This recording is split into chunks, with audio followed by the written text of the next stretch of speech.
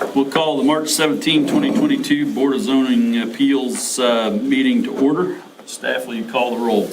Strand. Here. Schaefer. Here. Seltzer. Macklin. Here. Jorns. Yes. Martin. Here. Gertson. Here. Welcome to everyone.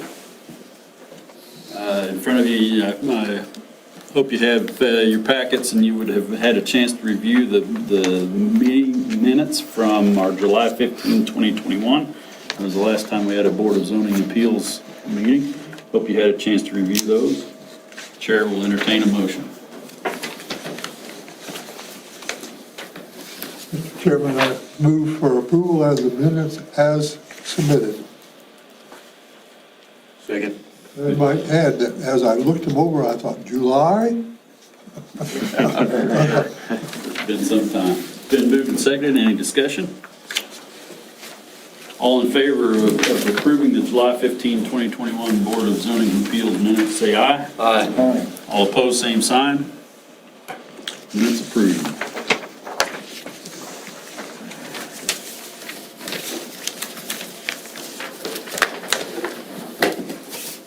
The Kansas Supreme Court has defined a rezone or a condition, excuse me?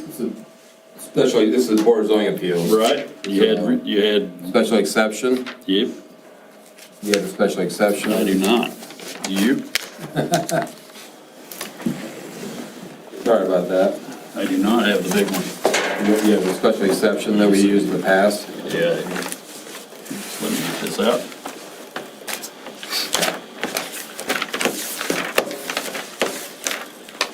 There we go. Sorry about that. To protect the rights of all parties involved and in order to establish an orderly fact-finding procedure, the Reno County Board of Zoning Appeals follows a specific fact-finding procedure which is contained in the handouts in your chair. Your attention to this procedure is appreciated. All decisions by this Board of Zoning Appeals are final. Decisions may be appealed to district court within 30 days of the decision. We would like to formally open the hearing regarding case number 2022-03, a request by Philip and Sherry Armbruster for special exception from Reno County Zoning Regulations to construct a residential accessory building prior to the construction of a principal or main building on land zone R1, Rural Residential District. The property is located on the west side of North Modular Road, approximately 1,400 feet south of the intersection of North Modular Road and East 108th Avenue. Do any of the board members have conflict of interest in this case? No. No. Have any of you had any outside contacts regarding this case? No. Would the applicant please step forward, state your name and address for the record? You have 10 minutes to present your case. Board members may request clarification at the end of your presentation. My name is Mike Armbruster. Philip Michael is the legal title. I go by Mike. My wife is Sherry. We live at 4501 North Plum. I have my own personal fire station right across the street. Yes. Not everybody has that luxury. We bought this property out there on Medora. The main reason we bought it was for hunting. There's a lot of deer that come up in there from the Little Arkansas. The neighbors to the north hunt deer in there. We hunt deer in there. The previous owner has hunted deer in there. And after being out there for a while, we decided that it would be a good place to create a playground, for lack of better words, for the grandkids. There was already a small existing pond there, and we thought we could stock it with some fish. Because there's 10 acres there, we can carve out a little trail and track that they can ride go-karts and side-by-sides and bicycles and all of that stuff. The reason I want the little shed is that we have some place to store the go-karts, store the side-by-sides, the fishing poles, the bicycles, plus the corn that we put in the deer feeders. And then we've got several tree stands that we take down every year and then put up every year. rather than hauling all that stuff back and forth to town, we just want to put up a little shed to store everything in it, keep it lockable.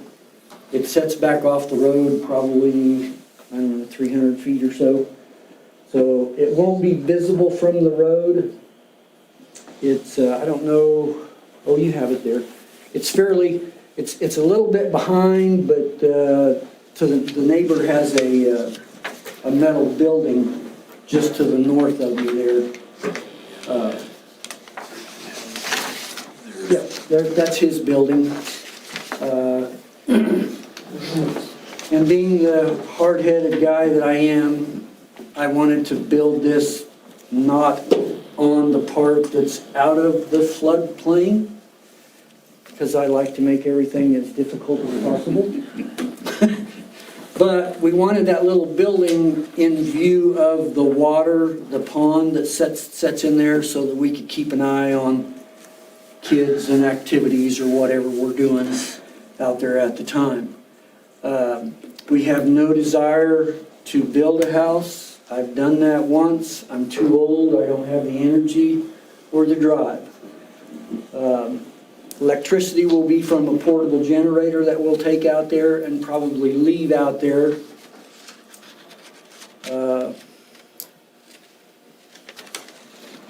I don't know what else to say. It's basically just going to be a place for us and the grandkids. I've got 4 grandkids, and they like, I'm trying to get them outdoors, away from the stupid games and TVs. They like being outdoors. They like playing. The tree stand that we have is just on the other side of the clearing. Here you are. Oh, man. Middle button. Our tree stand is right there in that clearing. And there's a path that the deer like to come in through here. They like to come in through here. But anyway, that's kind of where I'm at. It's just going to be a pole barn, a true pole barn. I've collected telephone poles from 56th and Dean Road out there. I have a friend that's out there where they're doing the new overpass and all that construction work. We were able to, they were gracious enough to give me the telephone poles, so that's what I'm going to build it out of. It'll be a metal outside metal roof. It will have a garage door and a walk-in door, and then I'd like to put some sort of a porch awning on it that we can set under. Cookouts, hamburgers, just that kind of goofy stuff. Any questions? Did I leave anything out? Do you have any intent to have overnights out there? No, not me. Oh, no. My idea of roughing it is a hotel, a Holiday Inn Express. But will the grandkids maybe skip it? I can't imagine that they would ever want to stay out over there. I mean, they might. I can't rule it out. I've got twins that are 6, twin girls that are 6, a girl that's 5, and a boy that's 4. So, I don't know if you've had kids, but your guess is as good as mine as to what they want to do. So is there currently a well on this property? No, there isn't. I'm undecided about putting a well in simply because it's a lot of work and it's expensive. I've sand bucketed 3 wells in my life, and I don't want to do that again. And Ez is kind of expensive, but he does good. He'll hit good water. I can't say a definite yes. I can't say a definite no. More than likely, at some point, the kids are probably going to want some water. My plan was to just haul bottled water in. I've got a couple of those big plastic 200, 300 gallon tanks. I was just going to set one of those up on a stand and let the water feed through gravity. I don't want this to be very fancy. I'm want it to be as primitive as possible. For maintenance. I'm about wore out on maintaining property. Mike, is it safe to assume access is off of the North Medora It Road? is off of the blacktop. That's one of the reasons I liked it, because it was off of blacktop. It's very easy to get in and out of. I do have brand-new culverts and a brand-new driveway that has been accepted and approved. So, there will be an entrance and a gate installed, because we did find that we had some visitors. We saw them on our trail cams. It was a red Ford step-side pickup. We weren't able to get a tag number off of it, but I'm sure there were some curiosity seekers out there to see what's going on. Is the rest of the property fenced other than the gate? Actually, it is. The fence does not belong to this property. Jeremy Bishop, I believe, runs cattle on the south and the west side. And he has a fence up on those two sides, and then the gentleman lives to the north. They have a fence. Part of it's gone, part of it isn't. I have a surveyor planned, scheduled for the 28th to come out, and nobody seems to know where the exact property line is. So Garber's coming out on the 28th to at least give us an idea where the property line is. I took my range finder out there, and from the fence, which I assumed was the property line, I measured over. That's where I got the measurements for the estimated placement of the shed, was based on that. But I can't say for sure. Once I get their survey completed, I can give you a definite or an exact placement on the building, but I don't have intent on putting fence up. I would like to leave it to where the deer can come through. I did see a bobcat out there. I was sitting in the blind. Are there any other questions for the applicant? Have you calculated what your anticipated expansion of the lake might be? Are you expanding just to get enough dirt to get your building up on above the floodplain, or are these two separate projects? That should already be done. I'm sorry? That should already be done. There wasn't, we took some dirt, we enlarged the pond a little bit to build a pad to put this building on.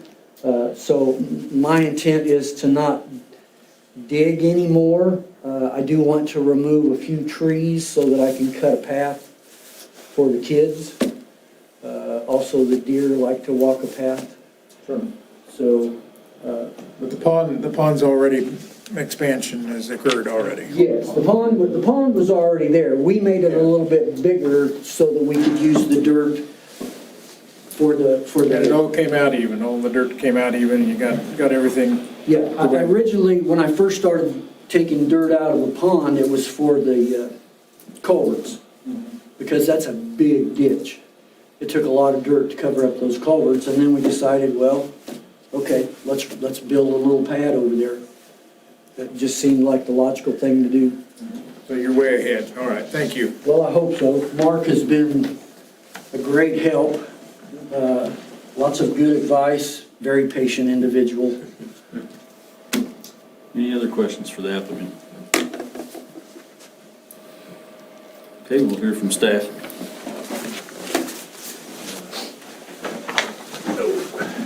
Mark Bonachin, County Planner.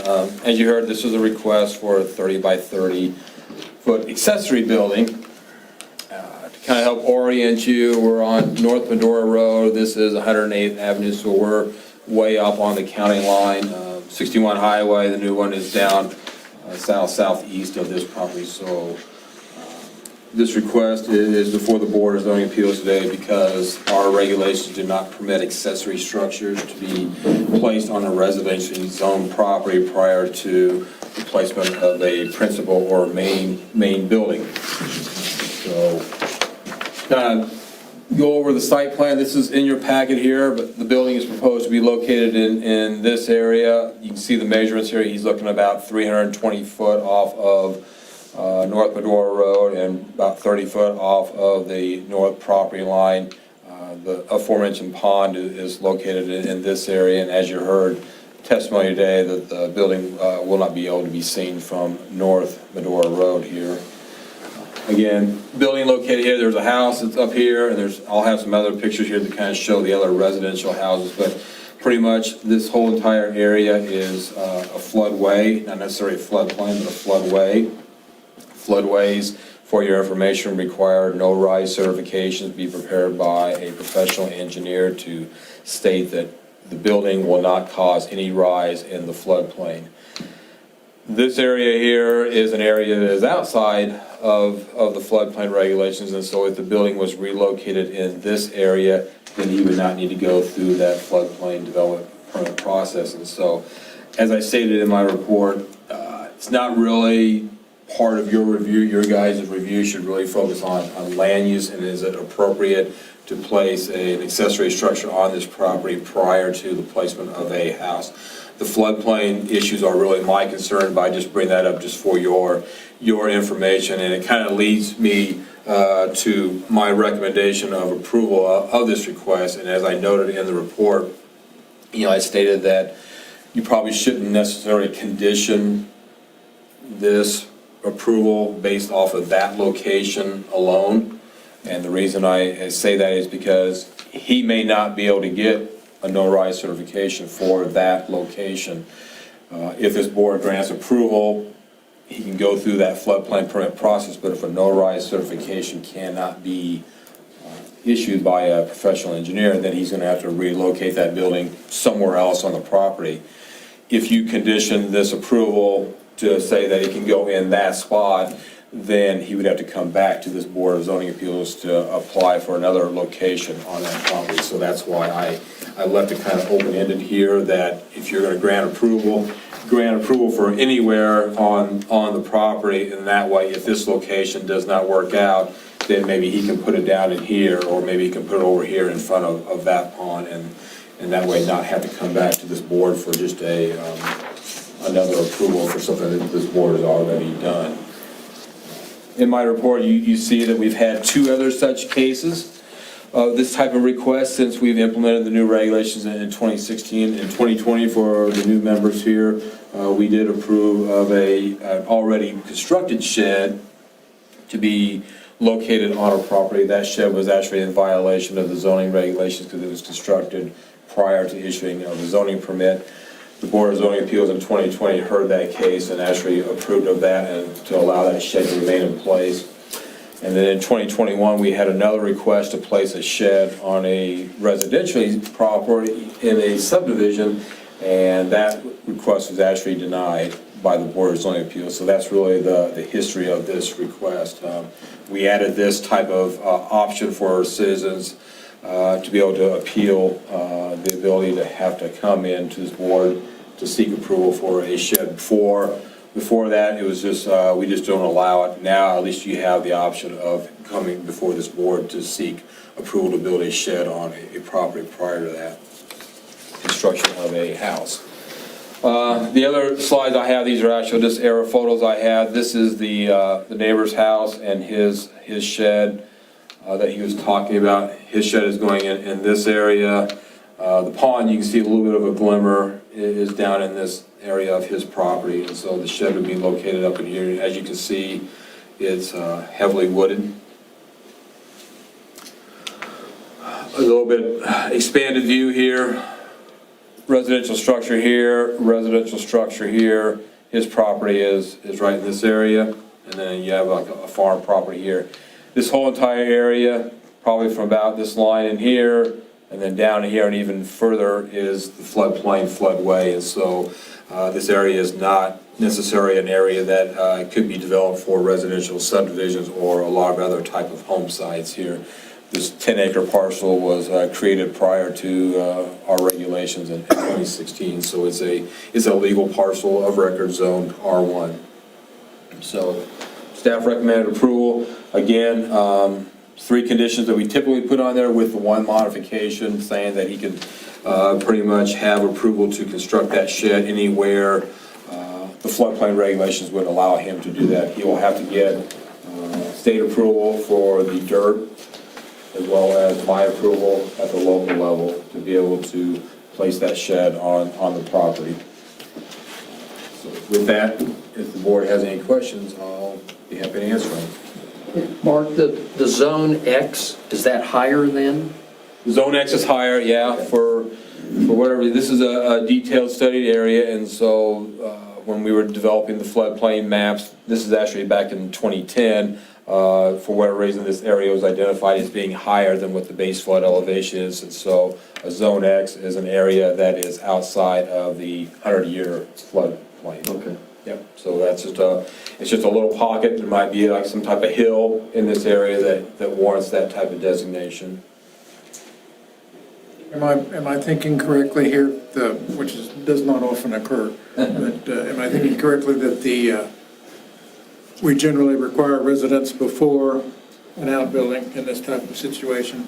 Generally, we require that, yes. And we have, in this case, it's not only that residence is not there yet, it's also the case that there's no anticipation of having a residence. Correct. Is that a regulation we need to revisit Possibly. at some point? Possibly, yeah. If we, It's possible. You know, I mean, you can certainly build in a floodway. It's not necessarily recommended, but if you can meet the regulations to build in a floodplain floodway, then certainly we would issue a permit for our residents. But as you heard, he has no intention. We had discussed that. We discussed him making living quarters inside that building, installing a wastewater system, a well, and then it would just be a regular permit. He would not be before this board today if he wanted to do something like that. And you heard Mr. Armbruster say that he has no intentions of wanting to build a house on that property. And it may be, quite honestly, pretty difficult to potentially get a no-rise certification from an engineer to be able to place a house, out there. I will say that the floodway is fairly wide, and so there is, that possibility that, one could be issued. But, he still has a lot of work to do to be able to build this. Have to make the pond bigger to get more dirt. Well, it's not necessarily that. It's not necessarily elevation issue.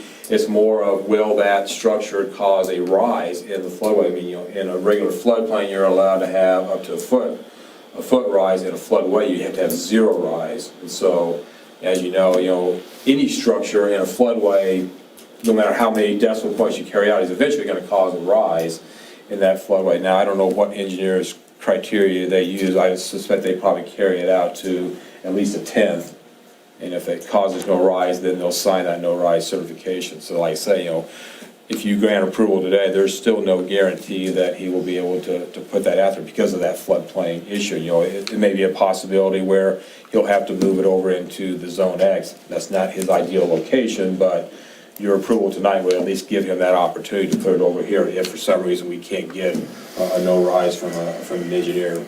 I have no objection to the building, I'm just wondering Yeah. about why we have the regulation if we're gonna. Yeah, I think. Do it regularly. Yeah, like I said, this is the 3rd one we've done in 6 years plus, so it doesn't happen too terribly often.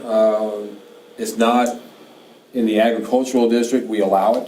So this is just for our residential zone parcels, but residential zone parcels are 40 acres or less, and so the potential does exist where we could potentially be seeing more of these. And like I said, there's not a lot of history right now with this board on what direction we're going to go. When is it appropriate to approve of something? When is it not appropriate?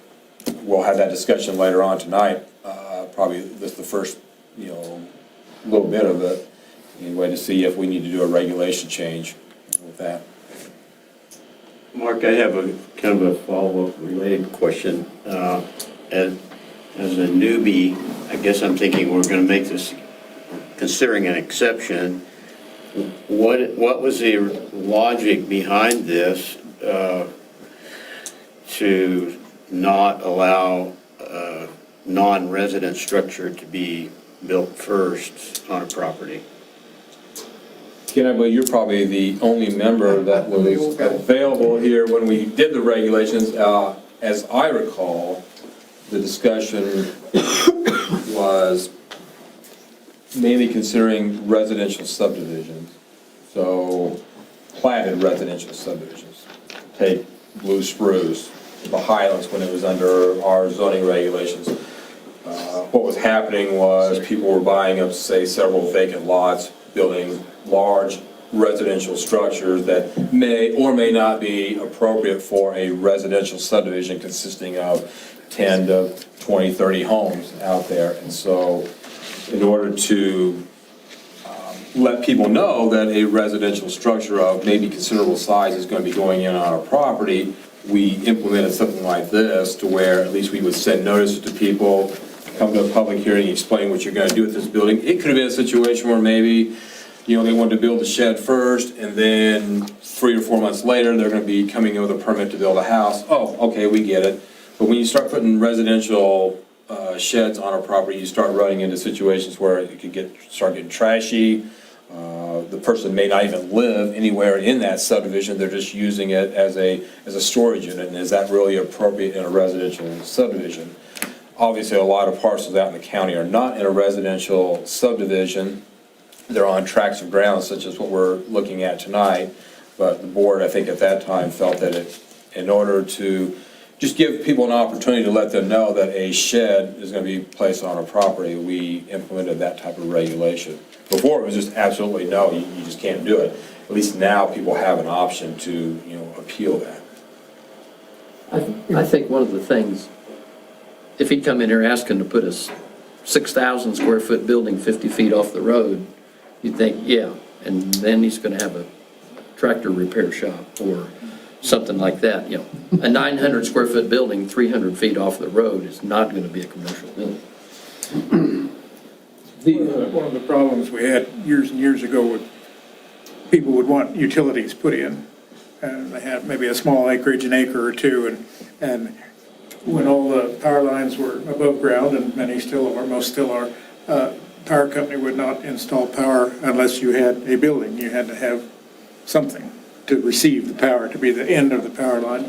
So a lot of times people would build a little something that a glorified outhouse or something very small, and they could get the power put in there, and then maybe they didn't build the house at all. So that was kind of on a 1 acre or 2 acre lots, like we had primitive development in the Sand Hills area to the east.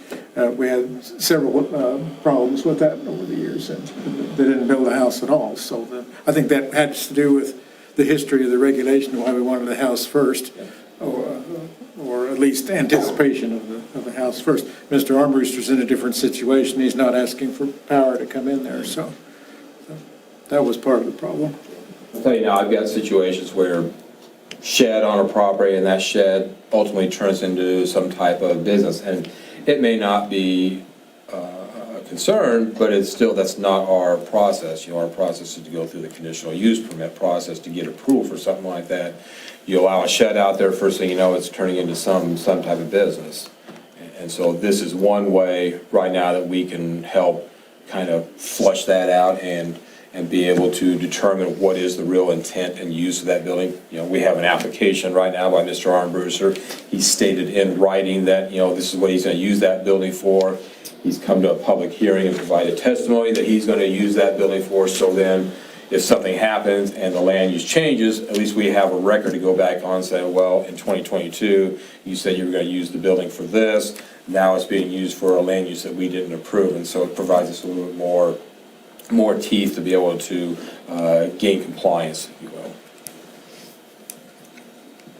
Mark, do you know what the history is on this 10-acre lot, did there used to be another structure there, or I don't know if the applicant has more I've information? not seen any evidence of any other structures on the property. There's no footings or There's foundations. no hidden well out there or something like that? Logs. Because No. it's drawn out like, almost like it was to be a homestead or something at one point. You know, this is like a 10-acre tract. This is a 10-acre tract. This is probably a little bit more, probably, 15 to 20 possibly. And this is probably a 10-acre tract as well. So I did not do the research to see when these parcels were created, but they were probably created at one time for residential, use for home sites. Not sure, like I say, when. Floodplain, floodway is kind of. It's not the ideal location. It's not the ideal location. I mean, it's allowed if you can go through the process, but you're gonna have some issues when we have flooding.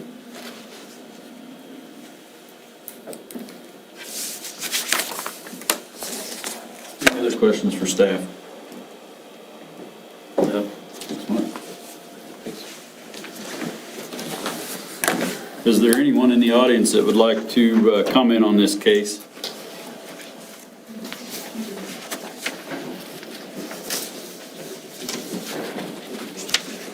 Seeing none, we'll move on. Applicant, do you have anything else to add? No. Staff? I guess, Mr. Chairman, I'd like to ask a couple more questions of the applicant. Sure. When you told the story about the grandchildren, what the environment you're trying to create for them, but I know that they're not going to be hunting deer yet. Not yet. But it sounds to me like you're using the property already Yes. for some other purposes. No, so far all we've done is hunt on it. Oh, that's what I mean. Hunt. Yeah, my son and I, we hunt deer out there. And how long have you been doing that? I've only owned the property for probably a year and a half, something like that. My son did hunt on this property and some of Jeremy Bishop's property, who's got the ag. His property runs right along the Little Arkansas down there. My son hunted deer on his property, and then this became available and we bought it, so now we have our own place to hunt. Yes, I hope that my grandkids will someday hunt with us, but you never know if they're gonna take to guns or hunting or that kind of thing or not. Any chance of me becoming one of your grandchildren? Yeah, you gotta wear a helmet though, you gotta wear a helmet if you're riding the four-wheelers or the side-by-sides. No more questions. Thank you. Does the board have any more questions for staff? No. Seeing none, the public hearing is now closed. Acceptance of a special exception request shall be limited by such conditions that the case may require. Is there any further discussion by the board? Seeing none, the chair will entertain a motion.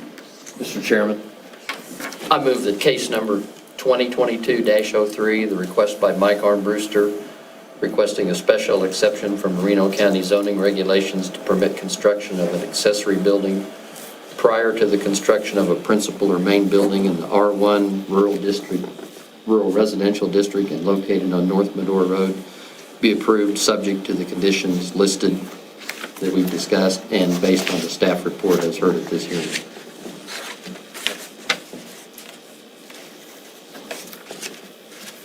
I second the motion. It's been moved and seconded. Is there any further discussion? I will vote for this, but I really have some concerns about having regulation and routinely setting it aside for, as situations warrant. So, Mr. Armbruster, I'm happy with your building out there. I wish you well, and I'd put up a lot of cameras out there. We have about 5 or 6. You're gonna have toys out there like four-wheelers and things like that. I put up a lot of cameras. Yep. But I have concerns with our regulations and how frequently we ignore them or will surpass them. Any other comments? Staff, call the roll. Strand, Yes. Schaefer, Yes. Macklin, Yes. Jorns, Yes. Martin, Yes. Gertson. Yes. Motion carries. Mike, the green Jeep out there, I sent it to mine. It's on the camera. But I just drove on the driveway. And if you want to be one of the grandkids, you got to come out and help set the poles. Oh. There will be some work I'm gonna bring involved. my four-wheeler out there and run around. Okay, well, you better do it soon because we're going to put a gate up. Okay, And smile when you come down the driveway. okay. Thank you. Thank you, guys. Thank you. Is there any other business that needs to be brought before this board? Move to adjourn. Second. Been moved and seconded to adjourn this session. Any discussion? All in favor of adjournment, say aye. Aye. All opposed, same sign. Meeting adjourned.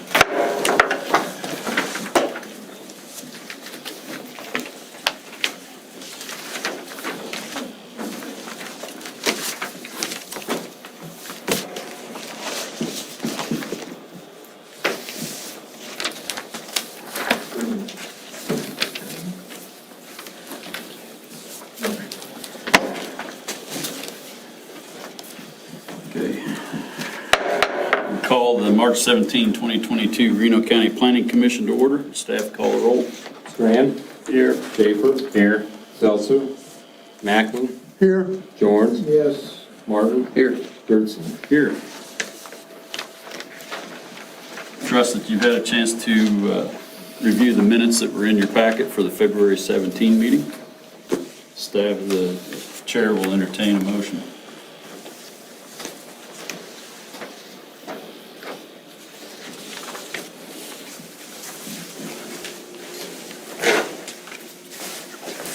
Mr. Chairman, I move that the minutes be approved as presented. Second. Been moved and seconded. Any discussion? All in favor of approval of the minutes, February 17, say aye. Aye. Opposed, same sign. Minutes are approved.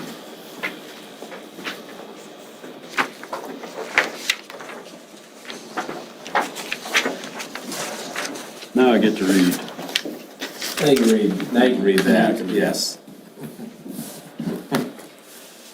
The Kansas Supreme Court has defined a rezone or conditional use permit public hearing as a quasi-judicial function to ensure the rights of all parties of interest and to provide an opportunity for each party to address the Planning Commission in an orderly manner. The Planning Commission will follow a fact-finding procedure, which is outlined in the handout in each of the chairs. Your attention to this procedure is appreciated.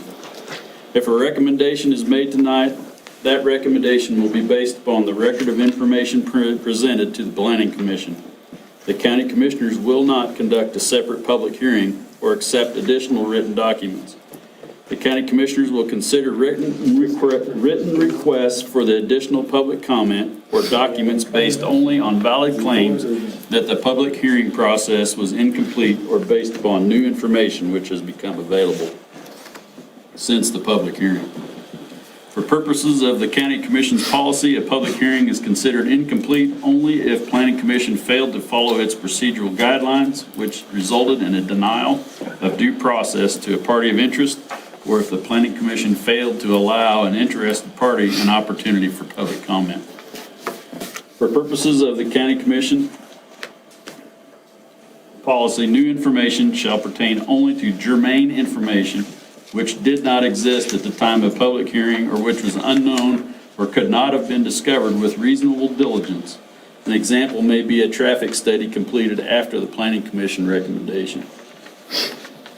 Planning Commission recommendation to the County Commissioners will be accompanied by a summary of proceedings before the Planning Commission at its public hearing, along with the report and recommendations of the county planner, letters, informal petitions, and other information constituting the record of proceedings provided to the Planning Commission before and during the public hearing. If the Planning Commission makes a recommendation after tonight's public hearing, this case may be presented to the County Commissioners in approximately 2 weeks. Contact planning staff or visit the website for County Commissioner agenda items. Any party who wishes to require the county commissioners decide this case by supermajority vote may file a protest petition pursuant to KSA 12-757 at the office of the Reno County Clerk, 125 West First Avenue, Hutchinson, Kansas, within 14 days following the decision by the Planning Commission. The form is on the Reno County website, Planning Department webpage. I'll now formally open the public hearing regarding case number, and I flip my stuff over. Forgive me, I'm gonna grab that right quick. Nope. Minutes. 2022-02. There we go. Oh, 2022-02, a request by Mark Yackley, applicant Ben Mazer, to rezone approximately .20 acres of land from R1 Rural Residential District to Agricultural District for the purpose of selling land to the parcel to the south so that owner may file an agricultural lot split. The parcel is located on the east side of North Willison Road, approximately 1,700 feet north of the intersection of North Willison Road and East 30th Avenue. The address of the property is 3602 North Willison Road. Have any planning commission members had any outside contacts regarding this case? No. Have any planning commission members had any,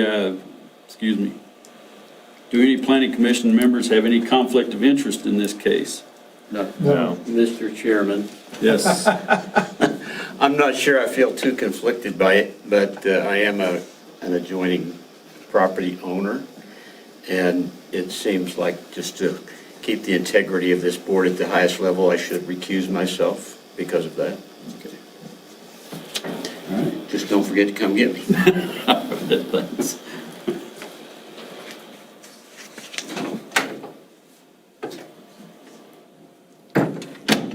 Will the applicant please come to the podium and state your name and address for the record? You have 10 minutes to present your case. Additional time may be allotted to the applicant at the discretion of the chair. Planning commission members may request clarification at the end of your presentation or may have questions.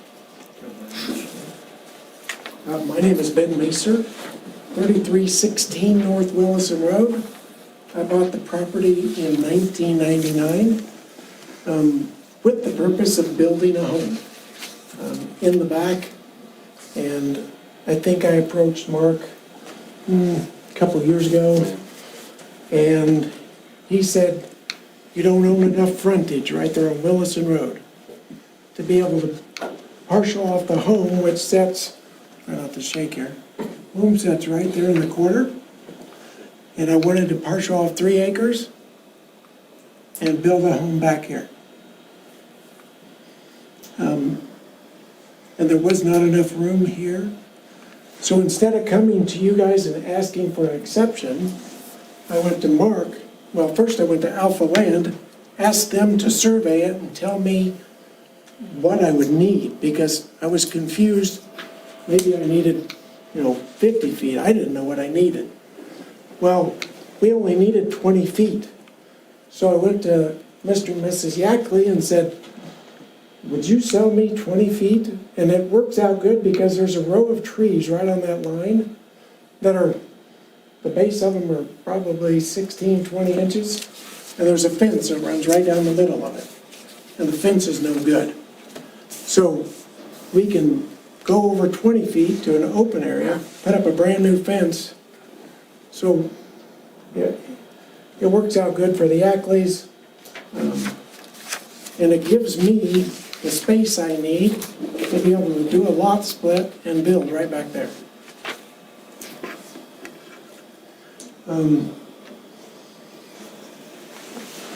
My land is the cleanest land.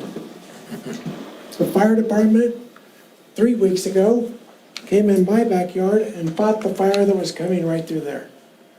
So it was able to stop right there because my land is clean and mowed. Now, it ain't 100% clean, but, it isn't tree to tree to tree.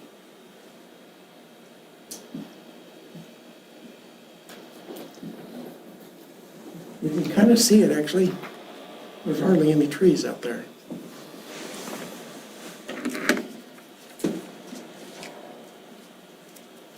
will you become the proud owner of the fence?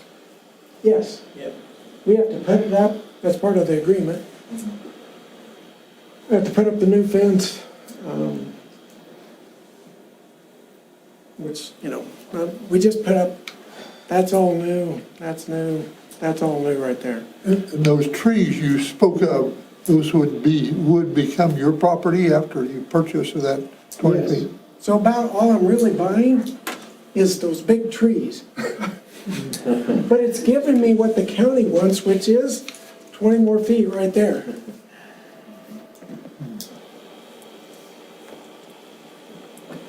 So I thought it was easier to go to Mr. Yackley, ask to buy that, than it would be to come to you guys and ask to make an exception, because it really wasn't that far. So we took this route so that we could follow the, I don't know what you call it, but the width and girth and all the measurements. Width and depth, yeah. Yeah.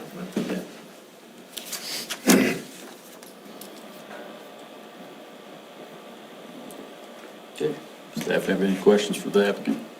Or excuse me, board? So this isn't directly related to the rezoning itself, but I guess when the future lot split, is there gonna be any frontage for the new house in the back? So there will be, Yeah, Mark explained it has to be so many feet here to accompany, okay, so it's gonna, so the new rezoning and extra 20 feet will provide enough for the current house and a driveway access, okay. Yeah. Thank you. and we do use the land for ag, we lease that out for cattle every year.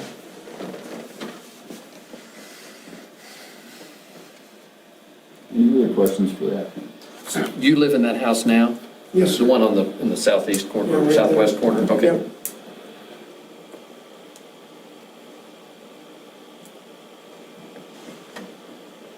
Any other questions? Thanks. We'll hear from staff.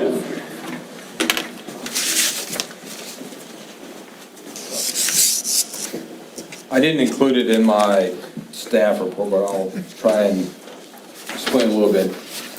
The purple, essential line, it's a 23-foot wide parcel of ground. You'll see a little space in there of blue. That's not going to remain. The issue is our parcel lines, which is the black line, are off. What I did is I had the actual land mapped exactly where it was going to be, where we're rezoning. We'll have to do some adjustments, so I don't want the board to think that, he's buying this 23 feet, but he doesn't own this little gap here, and there's gonna be a little gap of residential. It's gonna actually butt up next to his property. It's just our parcel lines are really bad in this area right now, and so that's because of the way we do mapping here and the fact that, but you're not gonna have that little gap there, so you're gonna have a solid agricultural area if you approve the rezone, and then a solid residential, and there's not gonna be this little space here. So the other, the survey will actually probably show it, and it's in your packet here, but the survey line, his property line is like this, and so that 23 foot is right on the south end of his property. If you look at it, it should be like right here where that little blue is right there, but our parcel lines are off, and I didn't want to give the false impression that we were rezoning that portion that's already his property, and so I just wanted to kind of point that out to the board. You heard the basic premise of what he wants to do is he wants to be able to purchase this land, and in order to do that, we need to rezone it from the residential to the agricultural, so then he can do what we call an agricultural lot split. An agricultural lot split is an administrative procedure. It's not something that comes before this board for approval. Our regulations, if you will, require a minimum 165 foot of road frontage, a minimum of 330 foot of depth, and then a minimum of 3 acres. Those two numbers can't be greater than a 3-to-1 ratio, and so when he was having his surveyor do the work, it was not going to be able to have enough road frontage left over for him to have another house back here, and so thus he looked into the fact that he wanted to purchase that additional land. It's my assumption that purchase of that additional land will give him the the correct frontage that he needs to be able to split off the existing house in order to have enough frontage then to be able to build another house back on the rest of his property. Aerial photos, the area you're looking at is gonna be like in this area. This is Mr. Mazur's house. This is his shed. The area you're looking at is gonna be like right in this area right here. Then I don't know where he's looking. I think he pointed like in this area, but somewhere else on his property, he's looking at purchasing another house. If you will, the property line to the Mr. and Mrs. Yackley probably goes something like this. It probably just snakes up and goes like that. It's kind of jagged. So he'd be looking at purchasing this area of land, and that 23 feet of additional land, I guess gives him enough frontage to be able to comply with the regulations. Both sides of Wilson Road in this area are heavily populated with other residential houses. You can see, this is Wilson Road right here. You can see Mr. Yackley's house is right here, and then Mr. Mazur's house is right there. And so that area of land is going to be right in here. And then he owns all this area back in here. Mark, what was that white rectangle that was in the previous picture? What was that? This Yeah. shed, it's probably the roof of a shed of some kind. And so then his new driveway, I don't know where the lot split would occur or if it's going to include that shed or not, that's yet to be determined, but a new driveway would be put somewhere in this area here. And there's more, frontage than what it looks like here. There's over 350 foot of frontage right here along this section of ground right here. It doesn't look like there's a lot here, but when you measure it out, So you have to have a minimum of 165 feet? minimum 165 foot in order to do a lot split, but that's our minimum requirement. But those two numbers multiplied together do not equal 3 acres. That's just our minimum requirements if we want. So typically, you're gonna have to do 200 plus, somewhere in that area. Depends on what you want your parcel to look like, but the two numbers multiplied together have to equal 3 acre minimum, maximum of 7 acres, but then those two numbers can't be greater than a 3-to-1 depth. And what that does is that avoids long skinny parcels of ground such as what you would maybe see right here. Something like this would never be permitted under today's regulations. You would not be able to do what we call a flag lot. So does that little strip lead back to? That little strip will lead back to another parcel of ground. Okay. Yes. So that kind of stuff is not permitted anymore with our regulations, so. So with that, all rezones need to be reviewed with the factors involved, and that's what you should base your recommendation on. I won't go over all those factors, but you can see in my report that staff is recommending approval of the request. And so if you had further questions for me, I will be happy to answer them.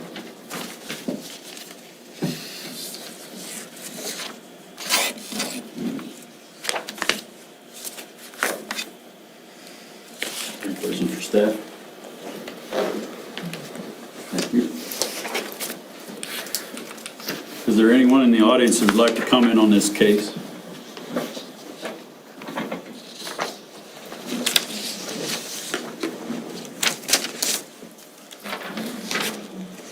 Does the applicant have anything else to add?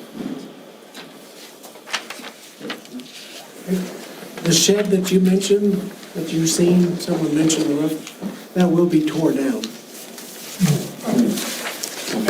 Good to know. It's the last old building left. Okay. But it's hard to tear it down right yet because it's still used, but when I'm able to build, I'll build a new one in the back, and then that one goes away. And it needs to go away. Been here a while. I've driven by it a few times.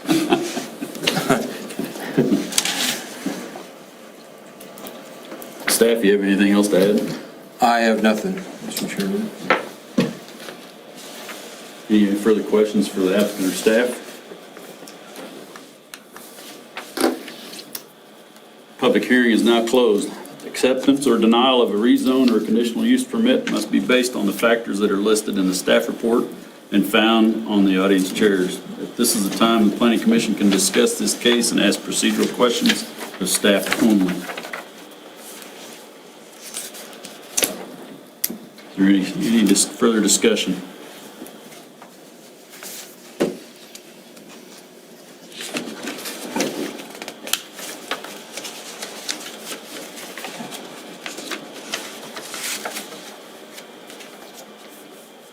Not, the chairman will entertain a motion. Mr. Chairman, I would move that case number 2022-02, request by Mark Yackley, requesting a rezone from the Reno County zoning regulations of 0.2 acres of land from R1 rural residential to AG Ag District be approved based on the 9 factors listed in the staff report and as heard at this public hearing. I second the motion. Been moved and seconded. Is there any further discussion? Seeing none, staff call the roll. Schaefer? Yes. Macklin? Yes, Jorns? Yes. Martin? Yes. Gertensen? Yes, motion carries. Thank you. Thank you. Thank you for participating. Now, you get the tree row now? Yeah, then, tree row, So you have to pick up the deadfall limbs and fix the fence. We're used to that living out I there. work real carefully with the land surveyor to make sure you get exactly 2,800 square feet, whatever that is. And land prices are really shooting up here now lately, so I hope you already have a deal in place. I did make a good deal for him. Thank you for participating. His only concern, he didn't want me to tear the trees down. And I said, I have no intention of putting a driveway where the trees are. That would be too much work. That would be a lot of work. Those are good trees. Thank you. But we passed it anyway, whether you wanted it or not. Next item of business is discussion and possible action on prioritizing possible zoning and subdivision text amendments and comprehensive plan text amendments. In your packet, you will have received a spreadsheet taken from behind. It has a list that were presented to staff.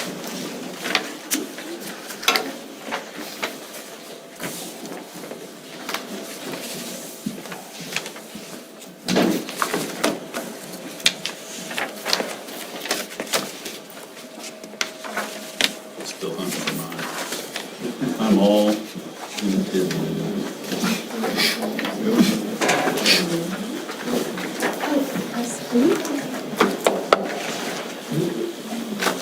looks like this, doesn't it? Yep. Mr. Chairman, you gonna let those ladies get away without even asking them a question? Well, you know, I couldn't speak quite fast enough. Nonetheless, We can do it another time. there we go. At the last February meeting, I challenged each of the board members to present a list of items that are on the top of their mind for possible discussion in maybe a strategic planning as an initiative would be a way of describing it, for possible text amendments or zoning changes. What you have before you is what was presented to the staff. We're open for discussion on those 13 line items. Excuse me, it looks like there might be just 12 line items based upon how that's, Yeah, how that's. yeah, 12. Had to do the math there. I'd like to, as the board members that have been here to kind of help the two new ones, text amendments aren't just because you want it. There is a process, and it's I wouldn't say it's arduous, but it's lengthy, and it includes public hearings and the like. So we want to discuss and potentially force rank this list into maybe 3 items that we'd like to address over the course of this next year. Just for time, I know Mark doesn't have time to do 12 text amendments in the course of a year, so this is why I'm limiting them down to 2. Maybe we can decide as a group on three topics that we want to that we would like to entertain. I'll just open the floor for some discussion, or we can go down line by line. Well, number 7 probably ought to be number 1. Yeah, given the events of recent Yeah. years, why, I think that's a We were pretty high priority. That's probably changed a little bit in the last couple of weeks. Yeah, that's a little, we discussed this earlier before the meeting started, Don and I did, and this one is a little bit touchy. And Garth was affected probably the closest by it 3 weeks ago. A year ago, it was right on my back doorstep, so I'm not gonna say that this isn't probably something that's forefront of my mind. However, in the discussion we had, and Don kind of opened my eyes, he does that here from time to time. I wouldn't want someone telling me which tree I needed to cut down or which tree I couldn't plant if I was developing in there. And so I would just caution what we do, how we attack or how we move forward on something like this. I'm right there with you. The fires by all means were devastating.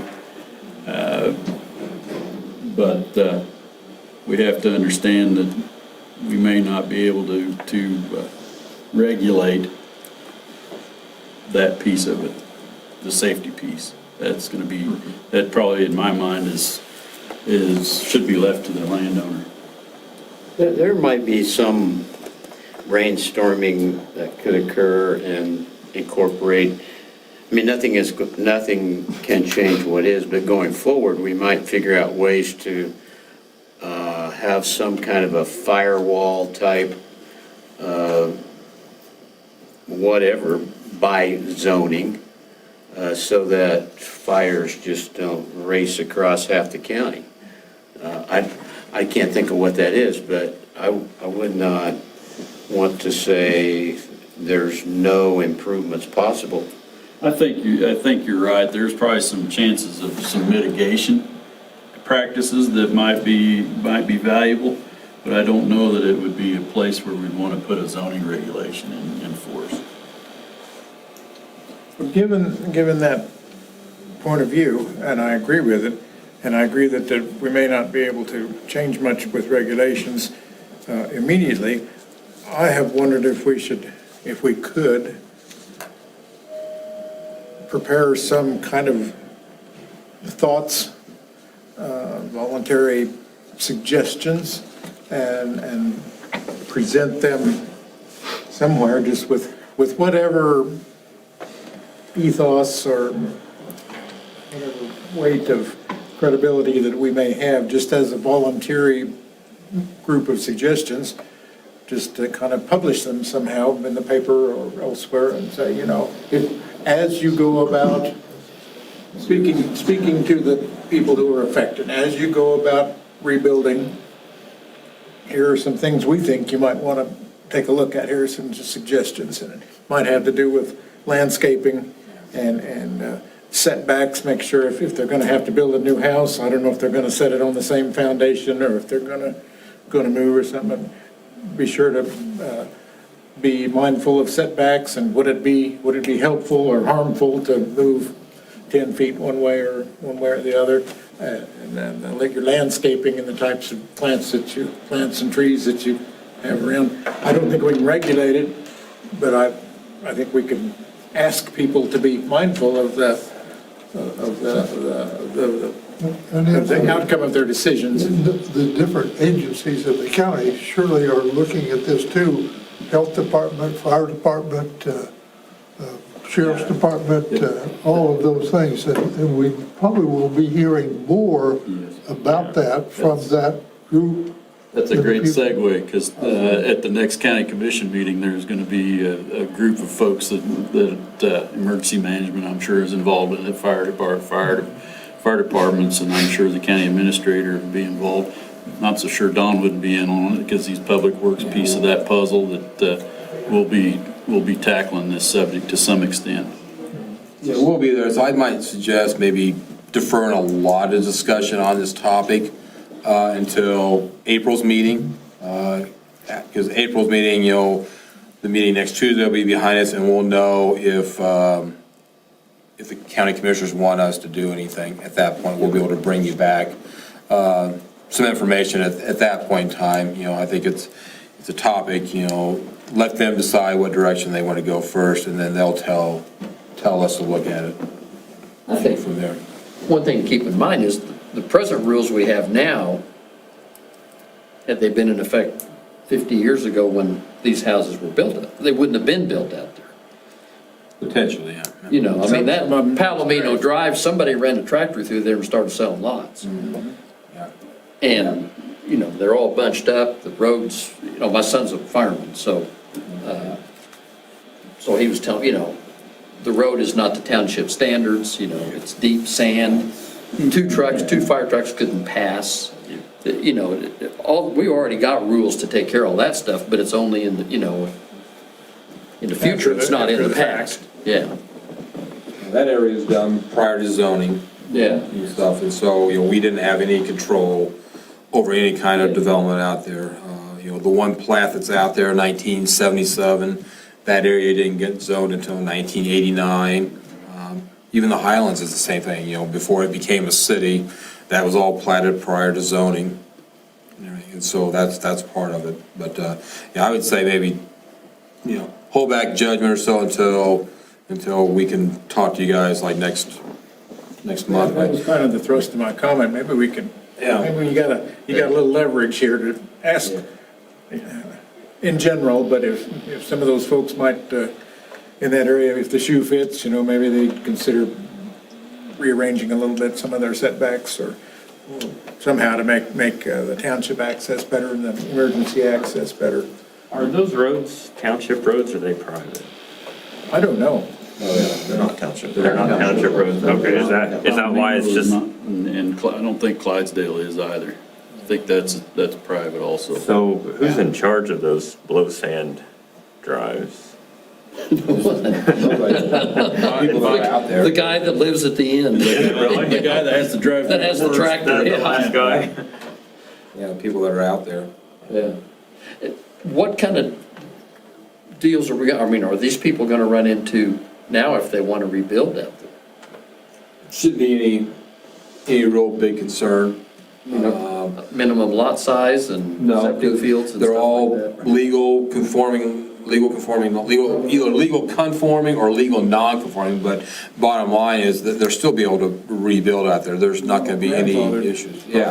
So as the subdivision was grandfathered, then fire goes through, storm goes through or something, they can rebuild, and then the same thing can happen again. Sure, yeah, because it's not an illegal land division. These are all like legal lots of record is the overall general term. It's a lot of record. It was created prior to our existing regulations. They're actually zoned, I think, R1, because there are some lots out there that are over 3 acres, so that's a legal conforming lot. Some of the other lots are 2 acres, 2.5 acres. They're still zone R1, but those are considered legal non-conforming because it's not over 3 acres. But bottom line is they can still rebuild out there. The only time it could be a concern is if a structure was like, say, on the property line. Then they would have to move it off the property line in conformance with that zoning district. You'd still have like a minimum 30 feet. 10 feet. Oh, 10, okay. 10 on the side, 20 on the back, 30 off the road right of way. And so it's minimal, but with 2 acres, you'd hope to be able to do that. But But no, there's not going to be any issues with saying, no, you can't build anymore now, or anything like that. Okay, well, let's, good discussion. I know it's on the forefront of our minds. We'll wait to hear, wait to hear back from In my staff. opinion, that subject shouldn't be thrown out. We don't want to talk about it. Just continue to be on our conscience. And as we see Yeah. further directions, we should be attentive to it. Yes. Yeah, I would be much more comfortable hearing guidance from the county commission. But I don't think we want to delay too much, because I'm sure there are people who are already making plans to rebuild or whatever. I don't think we want to dilly-dally. If we intend to do something, we need to have something up in the next few weeks. Short term. Yeah, very short term. You have to know too, right quick, that, anything we do new is going to affect new construction. It's not going to affect anything that's out there right now. No, again, I'm thinking, I'm hopeful for the force of recommendation by the fire department, by the emergency people, and we can put our name on the list from planning agency and just for whatever amount of ethos that contributes. Now, just a dumb question from the new guy. Were there any changes, either voluntarily or otherwise, after the 2017 Highland Fires? No, not from the zoning end of things. Not from this end? Not from Okay. this end.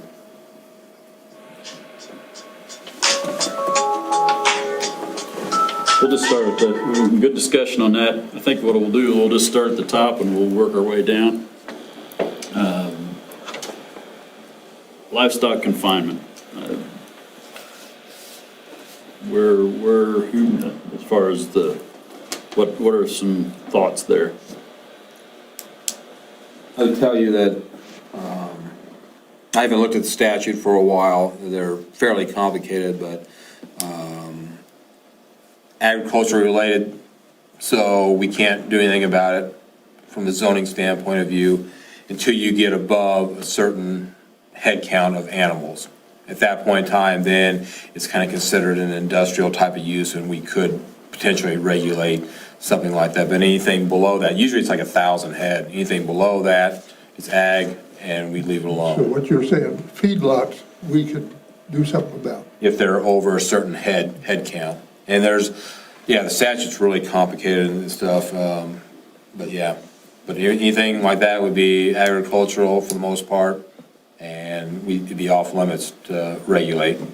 KDHA, At that point, you're gonna run into- KDHE. At that point, you're going to run into problems with other agencies Yeah, or right, regulations right. from With other other, yeah. agencies.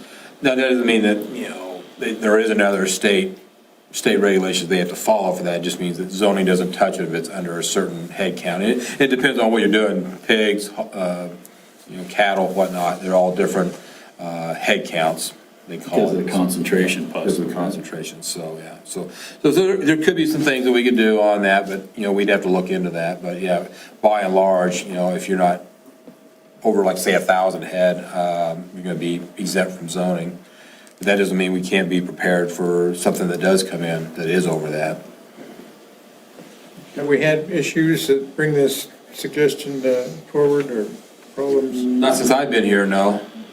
And then we've had a couple of cases involving dog kennels and breeding facilities and training We've had facilities those. and such. Would that also fall under a livestock confinement No, definition? no, it wouldn't be that.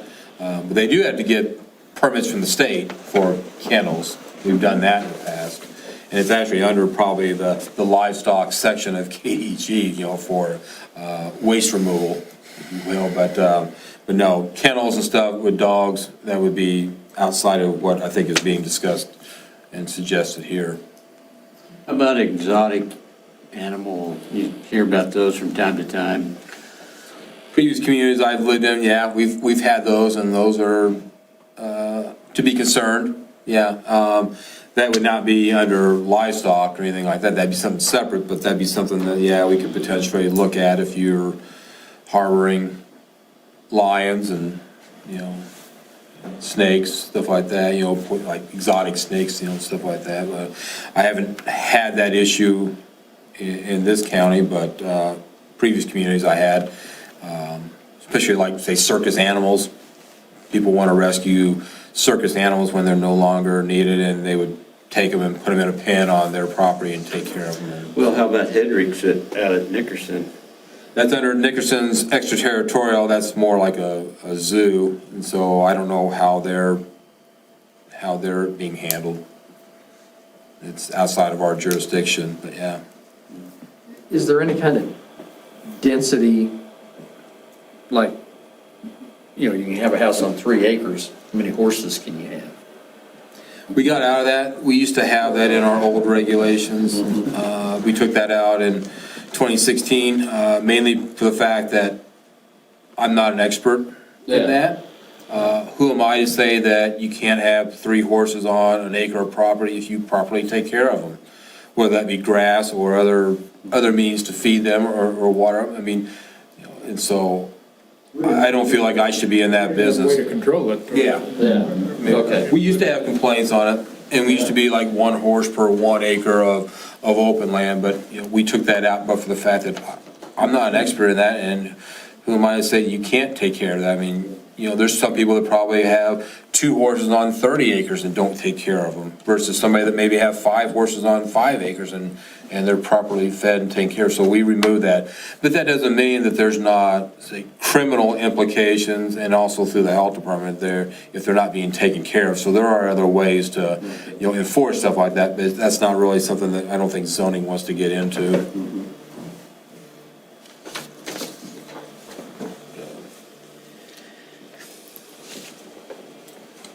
Commercial solar development.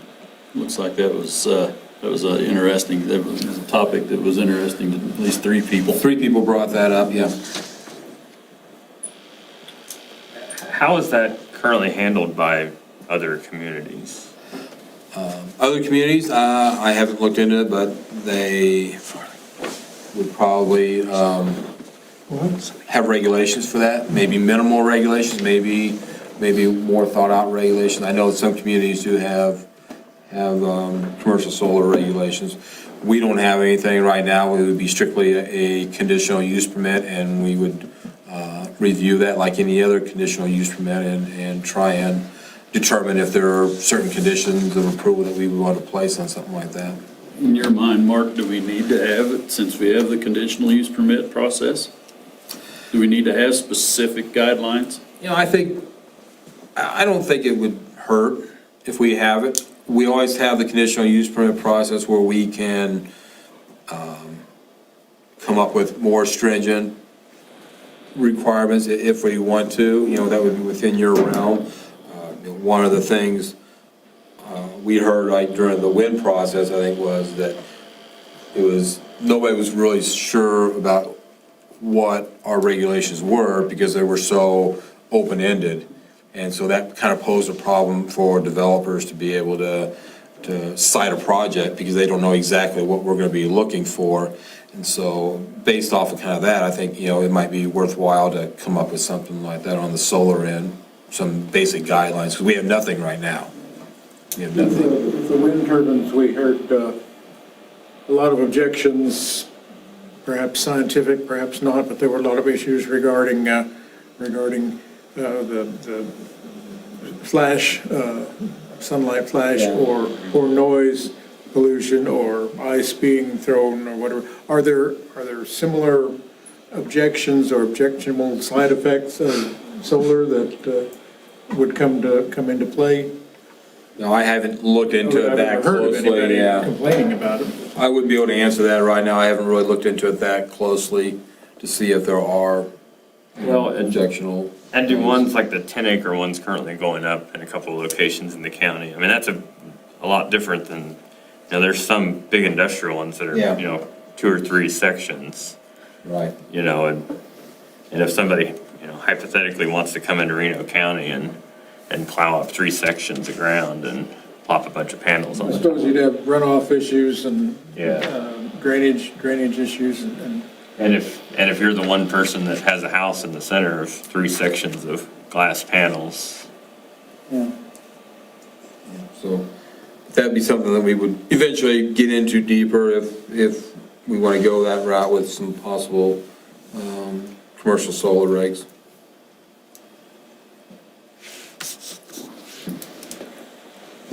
Okay, moving down, drone issues. I would say, in my opinion, that's something that we probably should stay away from. I don't think there's anything that zoning can do on that. I'd be interested in your guys' thoughts or what you were thinking with something like that. I don't know. It's not land use. It's not a land use thing. Yeah, recently traveled to California to attend a training for my position. There was a media guy there with a drone.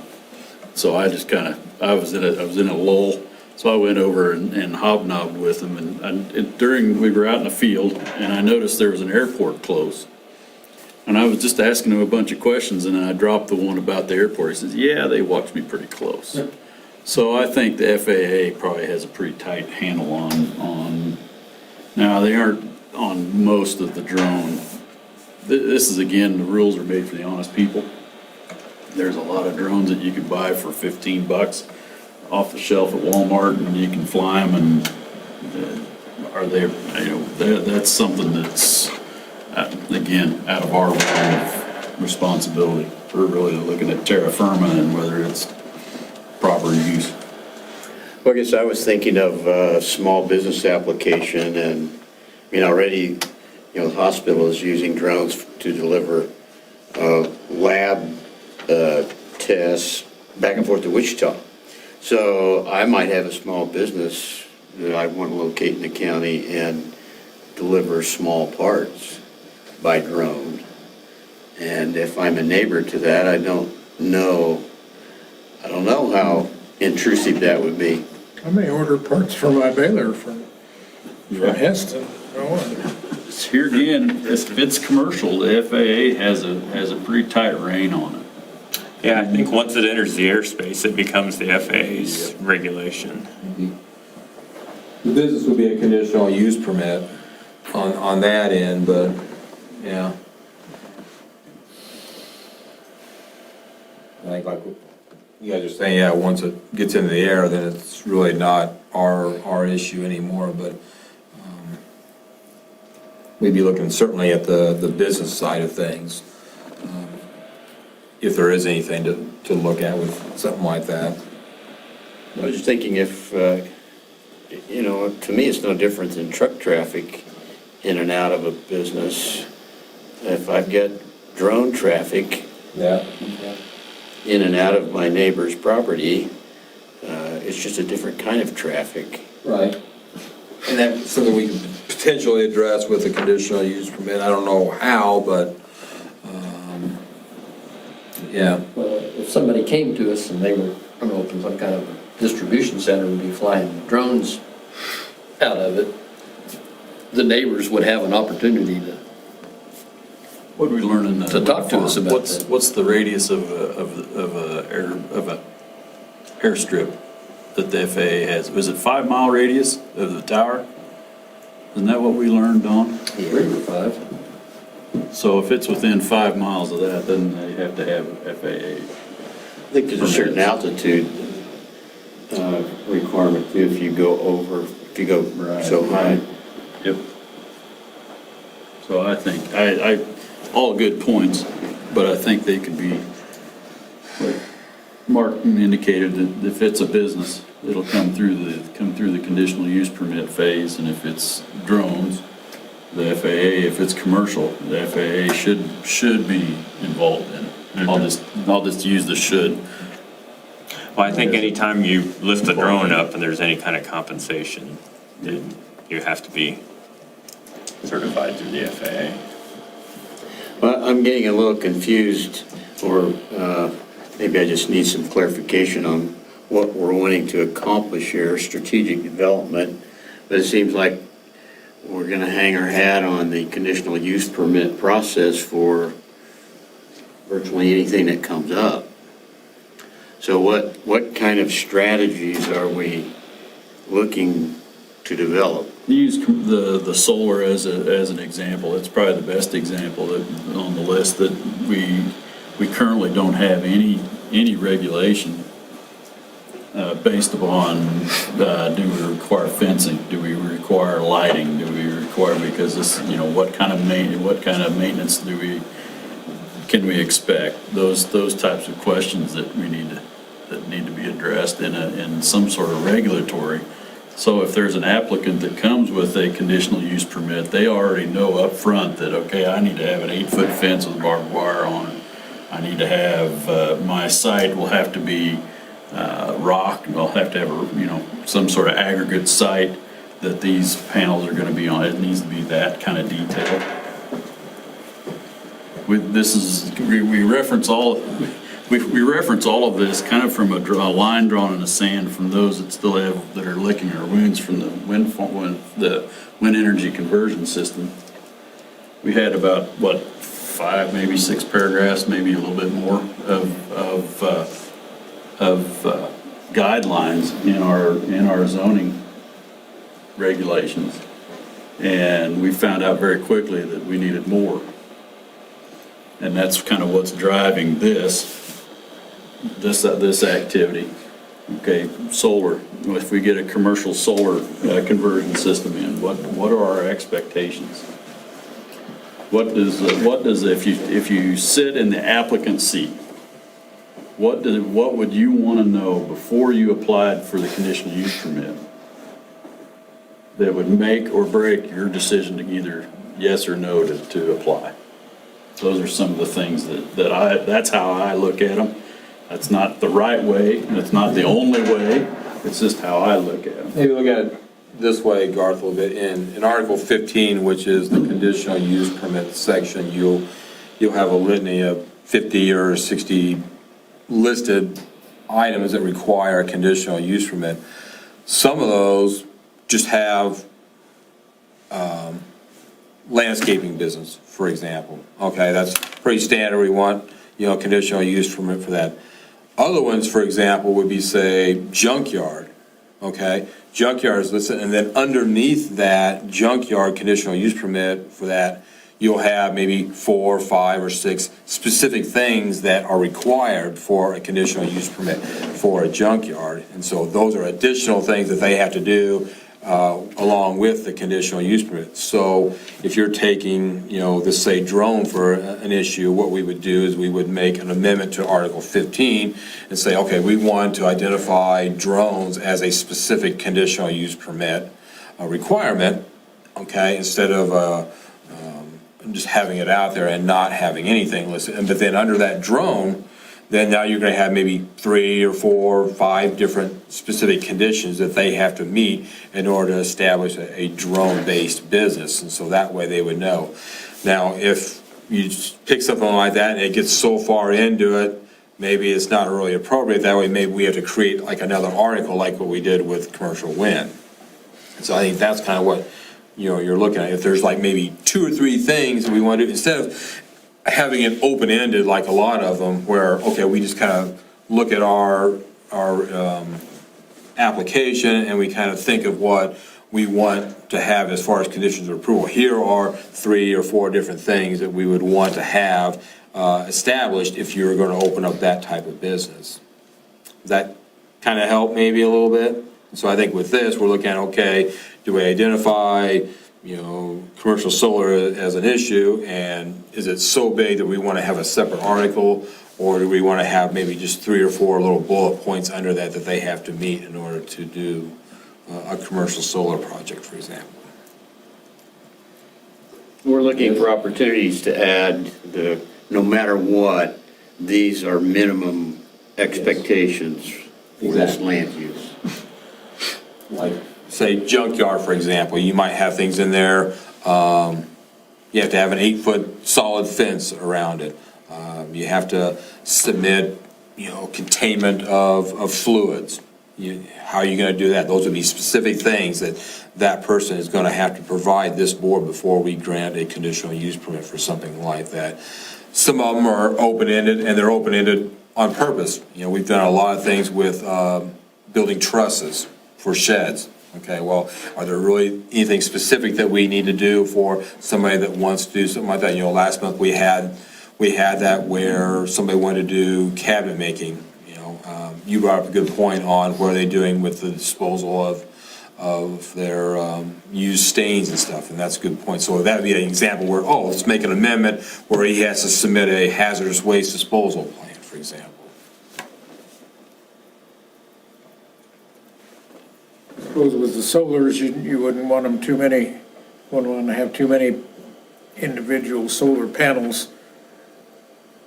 Every so often you need a service road to go through there, and at least, so if the tech person has a heart attack while he's maintaining them, so you can get an ambulance in there somewhere, or in between them, certain rows of, every so many rows of panels, you need an access path or trail of some sort to Something like that would probably be left up to the developer, obviously, like that. Yeah. But yeah, you get the point, yeah, that, we would say, okay, well, in between each row of solar panels, you have to have 25 feet of open space so somebody can, get down and get a vehicle down there or what have you.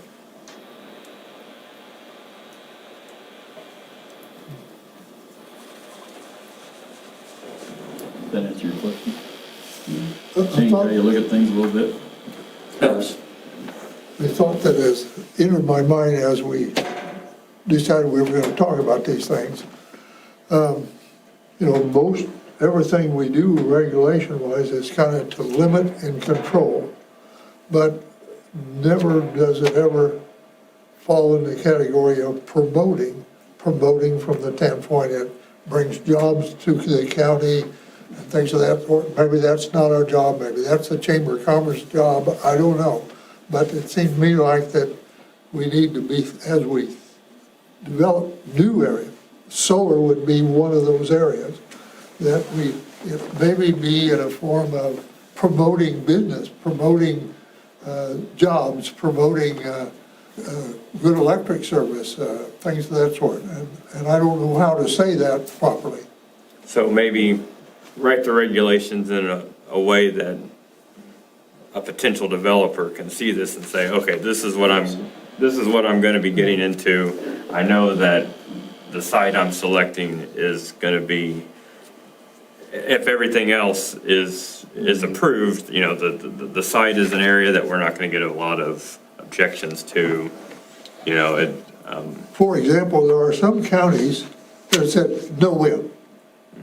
And we now have an area here that's been defined as, okay, if you want to put a wind farm out west of here, there's a process. So that, I view that as encouraging wind development for the future and not restricted from the standpoint no wind, like some counties have.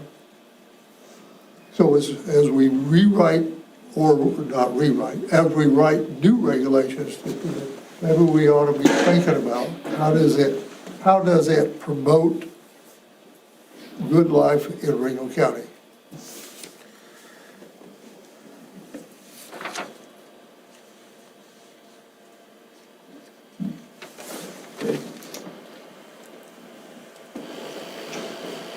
Moving down the list, we've talked about drone issues, heavy industrial development in rural areas.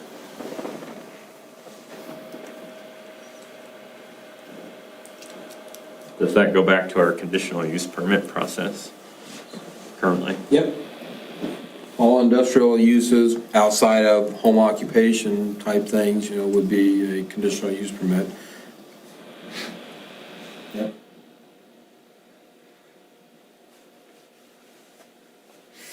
If there are hazards or hazardous materials involved, I assume that the state, perhaps even the federal government would have regulations to deal with those. That's why you'll see that condition a lot of times on conditional use permits where it says you gotta meet all applicable federal, state, and local regulations. And so if I get a call from a federal or state agency, say, hey, I got an issue, we could go through and revoke that conditional use permit if he's not in compliance with that regulation.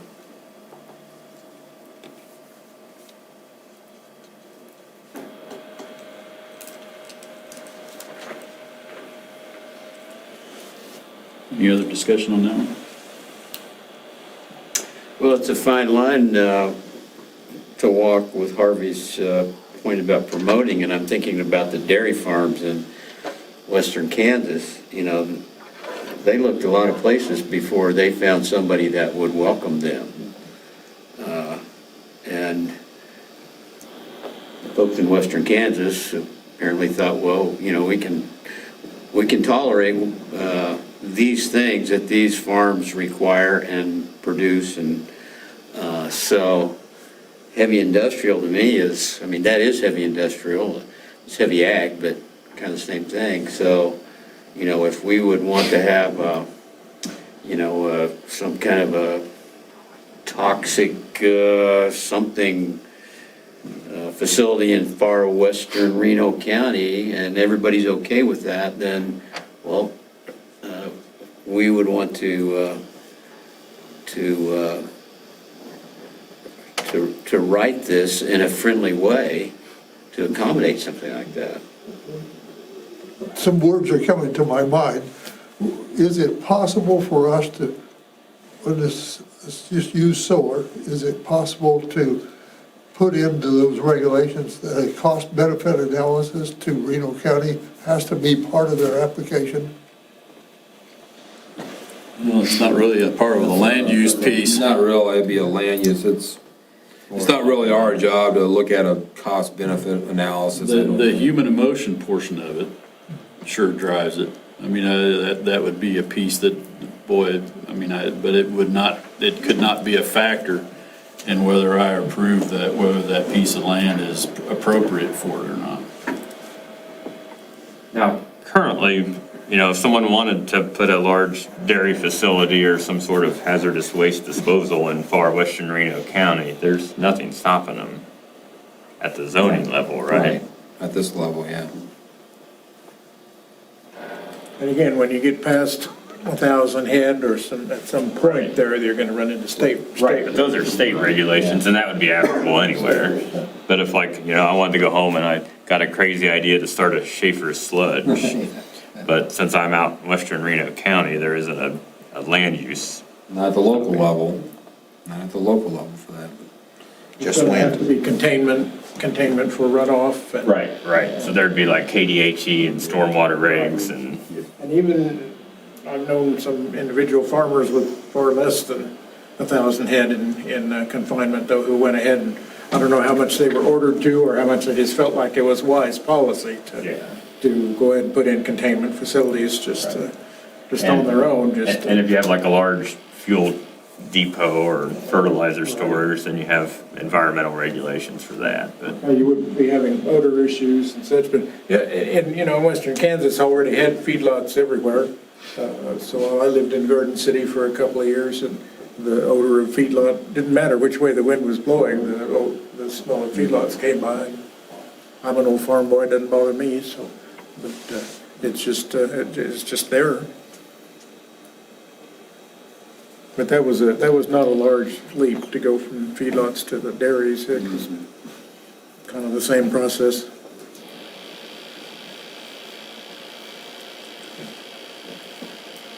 We'll move on to creating public land. I think there was some recreation in our green space. I'm going to interpret that as creating public spaces that allow for recreation for the general population. Am I interpreting that? I don't know who submitted that. Am I interpreting that right? That looks to be mainly under subdivision regulations. We could look at stuff like that if and when we ever plat land into a residential subdivision, you could do requirements for public land or green space, if you will.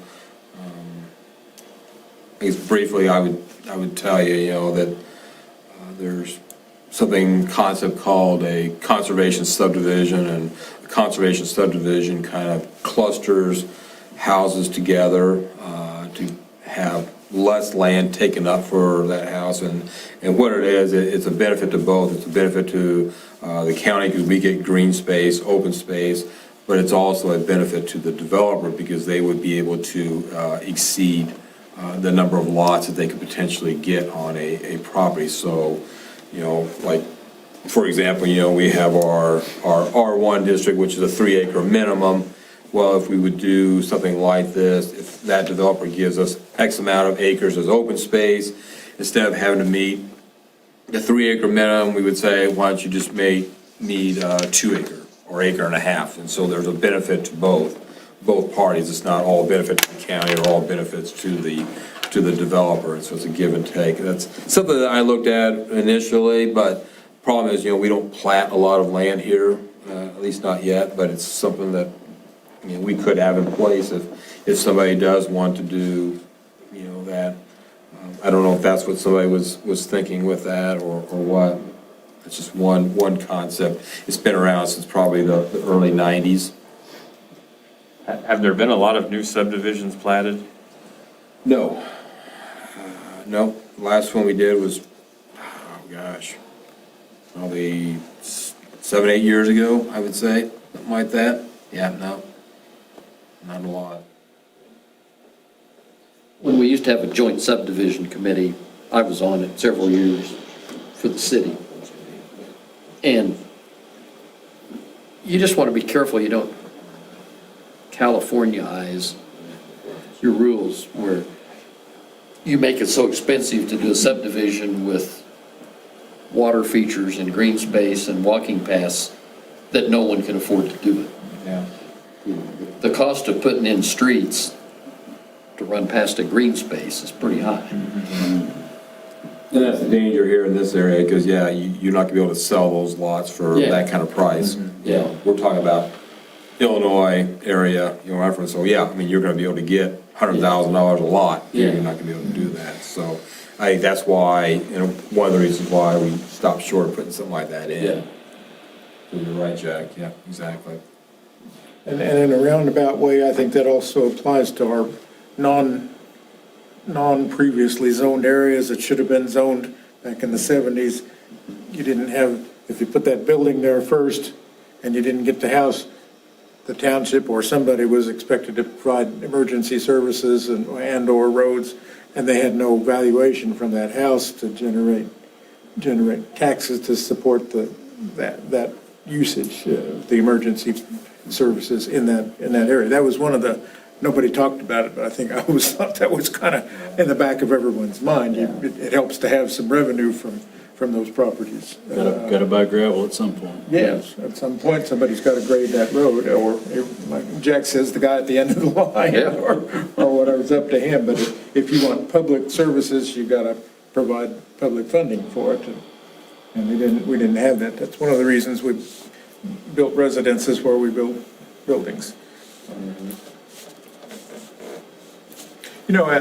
Out in the rural areas, we have Soil Conservation Service and the FSA offices provide these public walk-in hunting areas, whip areas, walk-in public hunting, and they're farmers with, landowners with land in the CRP can get a few bucks for partitioning off a strip of land across their field, or to gain some extra revenue for the whole quarter section if they designate it as a public hunting area and allow public access. Now, I have a little bit of, there's liability issues. If Russ shoots me, my wife might take umbrage at that, and their landowner may have some liability issues, I don't know, but there are government projects for that. rural areas, yeah, for hunting privileges. It's a good segue into the next one where we have private gun ranges and hunting preserves. I would comment that private gun ranges really aren't under our control, because shooting is allowed in the county, and so we typically don't regulate somebody's private gun range. When I first read that, I kind of thought of when you mentioned not wanting to regulate which trees you can plant and which ones you can kind of cut. Yeah. I kind of thought that about trying to regulate what you can shoot and where. I've had calls like that. Yeah, I can't regulate it. It's permitted in the county. I mean, it may not be in the best location in the world that somebody likes, but bottom line, I can't regulate it through zoning. Now, if it's public, if somebody creates a range and they're taking private membership or inviting the public out for a fee, that's a different story. We would be able to regulate something like that, but if you have We have a couple of those. Yeah. Or did at one. Yeah, there's one out of North Lorraine. Yeah. And so So if they wanted to start that now, if they want to start that now from scratch, they would then need a conditional use permit. Yep. So that's considered a business then at that Business, point. yep. It's a- Years and years ago, we permitted one off of 96 Highway right on the Sedgwick County border, it was in Reno County, down around Mount Hope somewhere in that area. And I think it's still there, or Is it? or there's a different one in that area. We had one with the conditional use permit years ago for something, but I don't know if if that same one is still in existence or I'm not. not sure, yeah, but so, but same thing somewhat with hunting. About Mr. Armbruster has his gun range there, and, well, I don't, depends on how close the neighbors are, you know. Yeah.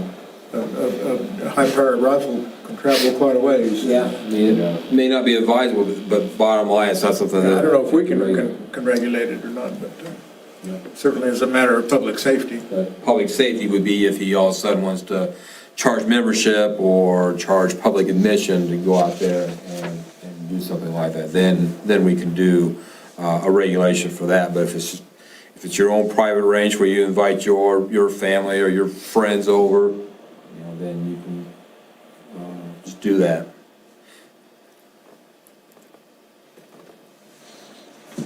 Does Reno County have any noise No, guidelines or regulations or? no specific guidelines. And noise is really hard to regulate. Just wind in western Reno County. Yeah. That's it. Wind cells. Yeah, I mean, it's really hard to regulate that noise, that type of stuff. I mean, I don't know how you'd go about doing it. It's almost really impossible to try and regulate something like that. Becomes a nuisance ordinance, and then how do you regulate that? Yeah, really, something like that.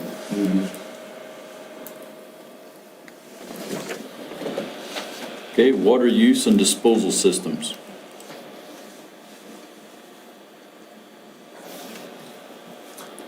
I'm not sure on that one, you know, myself. You know, we Did I have send our that one in? members, you might have. I didn't want to call anybody out. Well, that's okay. I'm never short on ideas, I don't mind. I think you did. I mean, you know, we have the sanitation code in place, and that covers a broad range of concerns. But, yeah. Well, I have concerns about water in the long term, and so I guess that was on my mind. But mostly this was more of a personal experience that I have at the back of my property, which is it's half mile long. Somebody built a house there and dug I call them a pump and dump system, a pit. It's deep, and it seemed like to me they got into the groundwater with the depths of that thing, and it's sand, so it's caving in, and sooner or later my fence is going to be in his pit. Yeah. So I checked with the water, somebody from Topeka came out, they looked, and well, it's within, I think it was 300 feet of his house, so there wasn't anything they could do about it. There are some state regulations, just like, you know, digging a pond. I mean, it can only be if it's like under an acre, and if you're not digging it so deep, then it's not involved, and so. It just doesn't seem like a good thing to me, and, okay, it's a one-off, so it's not really a problem, but if these things would happen to start appearing in greater numbers, then, well, guess what? We get some polluted water. We had talked about that, I think, years ago, and unfortunately, I mean, I just don't have anything in our current regs that can What's he dumping in? Is it do anything. septic systems or No, something? it's geothermal, use groundwater to, heat the pool, and you just dump it out instead of recirculating. But it's not, what he's putting in there is essentially almost potable water. I mean, it's still groundwater that's, it's not polluted that we know of. It's still clean water. It's still clean water, Right. we think, yeah. Yeah, you'd have to see it to share my anxiety. Well, at some point, it's damaging your property if it continues to cut away your Yeah. bank. I suppose you can do a lawsuit of some sort, but I don't know that we can regulate it, but if your property's damaged, but if it's worth. I just was kind of amazed that there was no setback requirement or, for something like that has potential issues in a couple different areas. Groundwater, safety. I mean, it's just like, so anyway. Yeah, but yeah, I don't know what we could do on the zoning end or something like that, but yeah. I know can show you it's- places where people are not using a lateral field to deal with their effluent from their septic systems, and it ends up in the ditch. That would be a concern. Something like that. Now, that seems to be a public health issue. Yeah, One of them's a very good neighbor of mine and a good friend, and, and it's been that way for 70 years. And Yeah. he's drinking the groundwater that pumps out of the well nearby, so as long as it's his house and his Yes. groundwater, why, Is that a Yeah. but grandfathering I think system? that's probably in violation of, It would be, it probably should be brought to their attention, and probably not something I'm gonna turn him in for, but Should I probably can be show you fixed. several of those, and I'm waiting for him to really antagonize me, and then I'll turn there you him in. go. Out life out in the country, you kind of tolerate some of those things. Right, right. Who regulates open water? That's gonna be like, okay, say it's a collection pond for a geothermal, and, I mean, I guess it could be almost, I don't know if it would be in the same category, but it'd be a sand pit, that'd be surface water. State, State like for does. sand pits and stuff, yeah. Could they be looking at So groundwater? it'd be like the state health.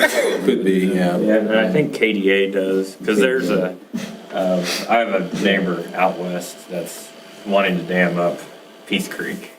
And that's, they're visiting next week, and that's a Kansas Water Office. Yeah, and then probably Corps of Army Engineers. Yeah, there's all sorts of letter agencies. Peace Creek's in the floodplain, so he'll be visiting me, I hope, and the state, and, yeah. Well, the fun part is this was already built without a permit, so. Oh, Yeah. goody good girl. Yeah, it's been a lot of fun, so. But that's the Kansas Water Office is who we've been working with. Okay. But I could see a setback requirement for a pond. Well, but see, our county sanitation regulations already have those in place. Oh, okay. Now, I don't know if they've got, Ponds. I don't, We yeah, don't do that's, anything for that, ponds. I know, but just for the septic systems. they Septic, do. yes, but not for just Well, that's fishing true. ponds or decorative ponds or anything like that. Well, now in this case with the geothermal, with the pump and dump, I'm assuming is there a domestic well that was permitted as a part of that process? Yeah. I have no idea. He would've got a well permit, yeah. And that'd been the state, right? So- It'd been us. Oh, did that come, okay. The wells come through the county, yeah. Everything, so. Water is real complicated. Yeah. Water is complicated. I mean, The well girl was here. something like this, though. We missed it, we missed it, didn't we? She missed her chance, yeah. So, yeah, I mean, something like this, if we want to have further discussion potentially on this at some time, let me know, and we could bring Darcy back, and she could answer some of these, I bet. Or she would know who we could contact. I know of essentially no regulations, though, on domestic household wells, or now, I don't know what size, how many thousand gallons he's pumping per day or per hour or per unit of time. Something called a domestic well there's hardly any regulation on that. Just setbacks, not gallons pumped. Probably, yeah. Not like an irrigation well where you have your allotment Yeah. and your meter better Well, work. I've got a neighbor that's irrigating out of a couple of domestic wells, too. You live in kind of a rough neighborhood down there in the southwest part It's of a the county. wild west. So he just has a really big yard, is that what you're saying? Oh, my. All right, we'll move on to home occupation businesses. Right. I think there's some things in this section that we can probably clean up a little bit to make more clear what is permitted and what is not permitted. The ladies that were here for the meeting were all from the health department, and they were here to discuss childcare facilities. And so I won't get into it, but yeah, something that didn't materialize, and so they didn't need to stay for this, but I think there's some things that we can clean up in general on home occupations, where they're allowed, where they're not allowed, what is allowed as a home occupation, what isn't, such as, you can't do auto body repair as a home occupation. You can be an accountant, you can be a bookkeeper in your home or your accessory building, but I think there's some things that we potentially would want to maybe clean up a little bit on that. The problem comes into play, it's like home occupations are usually done in a home, but yet you remember even commercial buildings are allowed in the residential zoning district, and so you have a couple of situations down in Yoder and also down in Medora, or up in Medora, you have commercial buildings and they're going to be zoned residential, and so I think there's some language that we probably could potentially do to help me and help the public understand where and when a home occupation is allowed. I think the key word you use, help the public understand. Yeah. That's really important, and they're thinking the same thing we are. Yeah, exactly. And they bring up something, and I look at the regulations, and yeah, it seems there could be a potential issue, so I think we could maybe do some work on that potentially.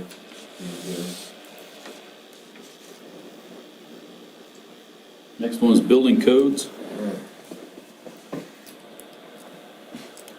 Requirements for manufactured home or modular foundations. We discussed this kind of briefly with a case earlier this summer, about mid-year we had an applicant, and just, it's probably what spurred this on again. Yeah, and I promised Ken, I think it was, that we were gonna look at manufactured home as a text amendment or so, and I've yet to be able to do this now.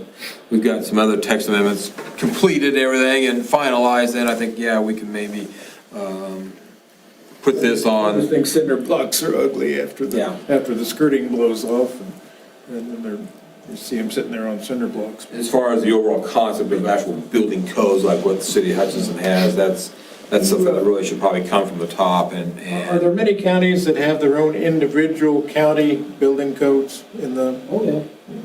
there's more and more counties. Reno County's never had any that I'm aware of, unless there's something, other than the universal electric code and Yeah.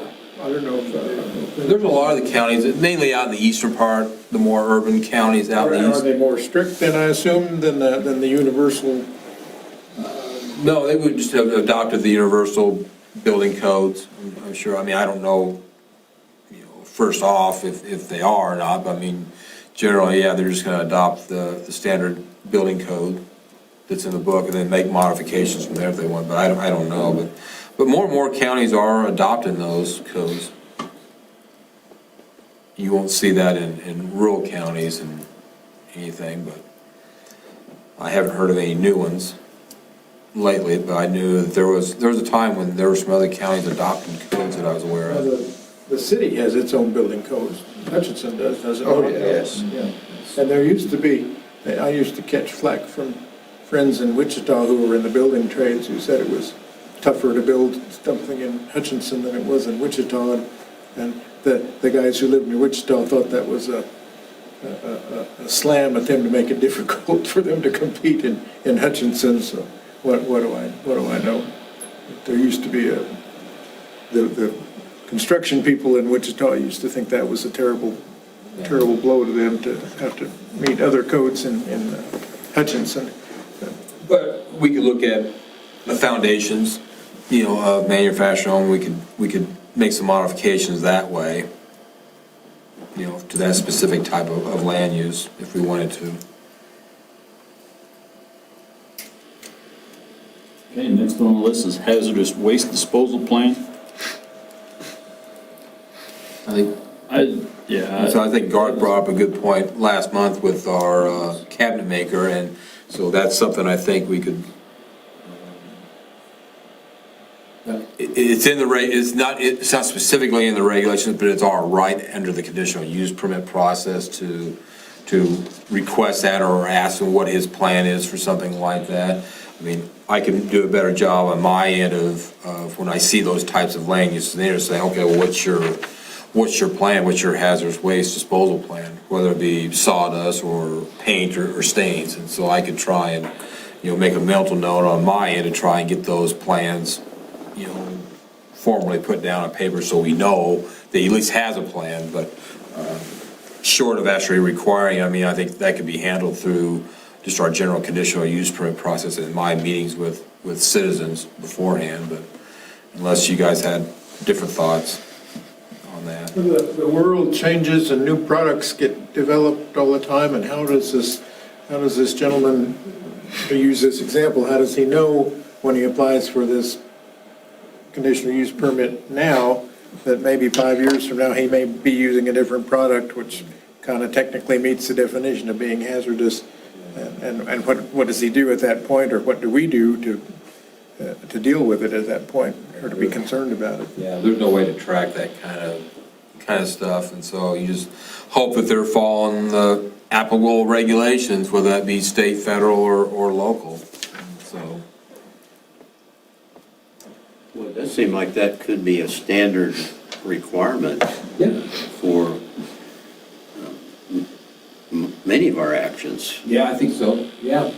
Just let us know, hey, yeah, I'm collecting all this stuff and I'm providing it to the local trash disposal company. Yeah, just, I mean, something as simple as that, at least we know that they're thinking about it.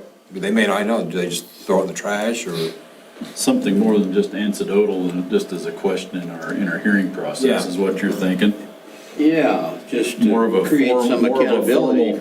more of a formal check in the box that needs to be made. Yeah. Or, you know, they may not have any hazardous waste now, but a new product comes out that they decide to use, or, you know, they alter their process or whatever, and suddenly, well, we got this stuff. This is water-based and this isn't. We're just gonna stack it out back. Yeah, yeah. Right. Let it dry, whatever, you know, like latex paint or something. Just open it up, let it dry out, then you can throw it out. So yeah, I think that's a good point, and I'll try to do a better job on my end, maybe watching out for those and looking to try and get something in writing. Would we benefit from some input from the landfill experts out there regarding how they deal with household hazardous waste or industrial hazardous waste? Yeah, potentially.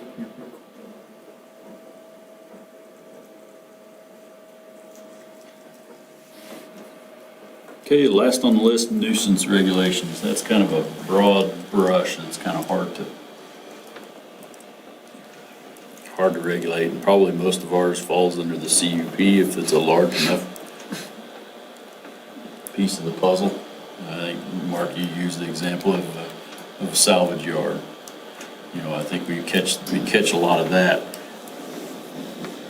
Do we have, I guess I submitted this one because I didn't know exactly what do you, maybe you aren't the one that's receiving the calls, but are there concerns from the public that get communicated about, I have a neighbor that's, okay, the sewage is probably a bad thing, but you know what I mean?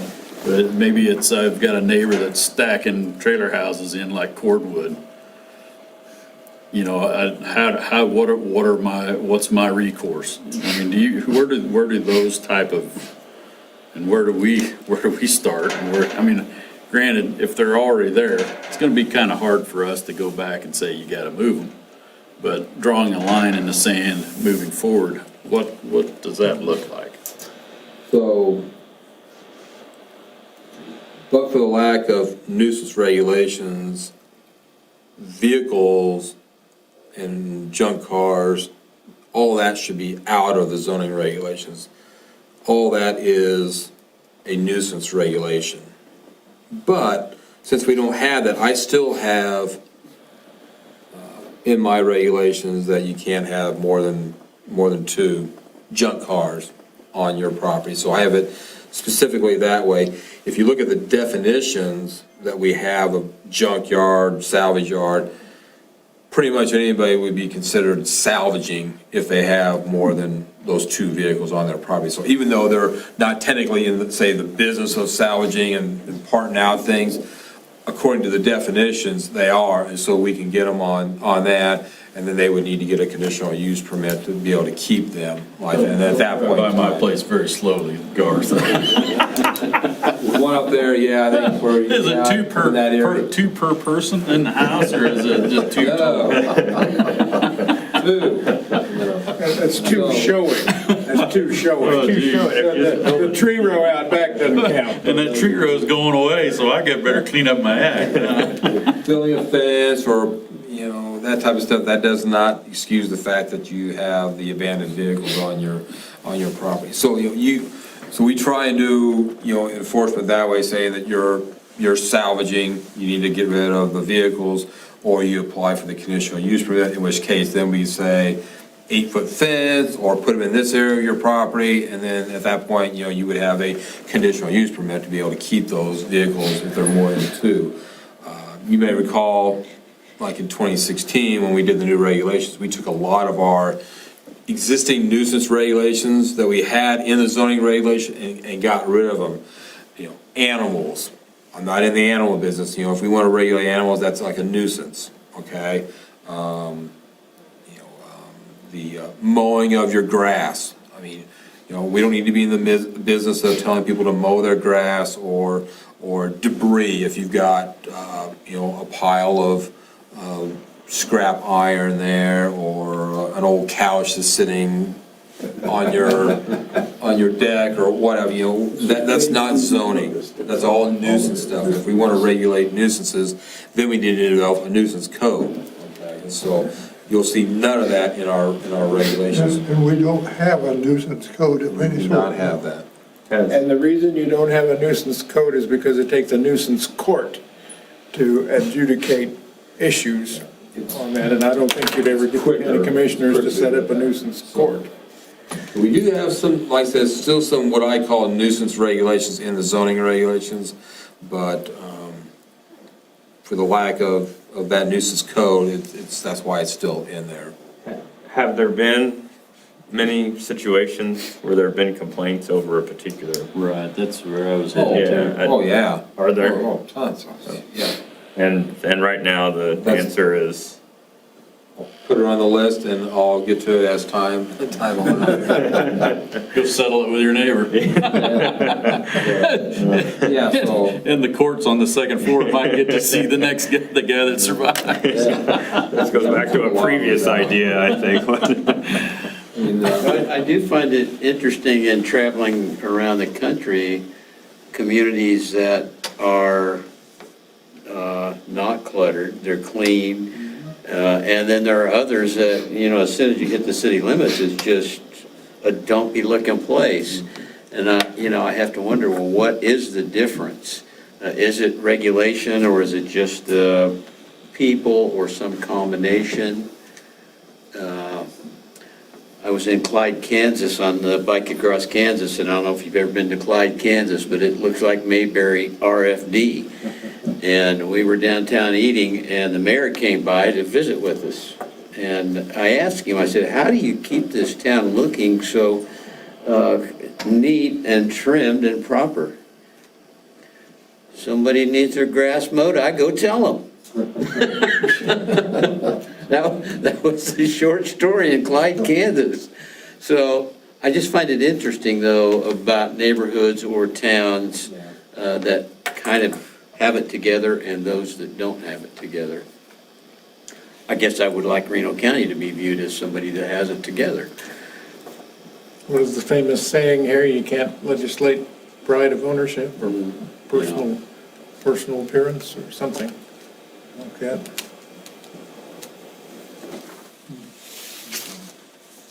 Now, in the big city of Turon, if somebody's yard needs mowing, the city office will tell them that.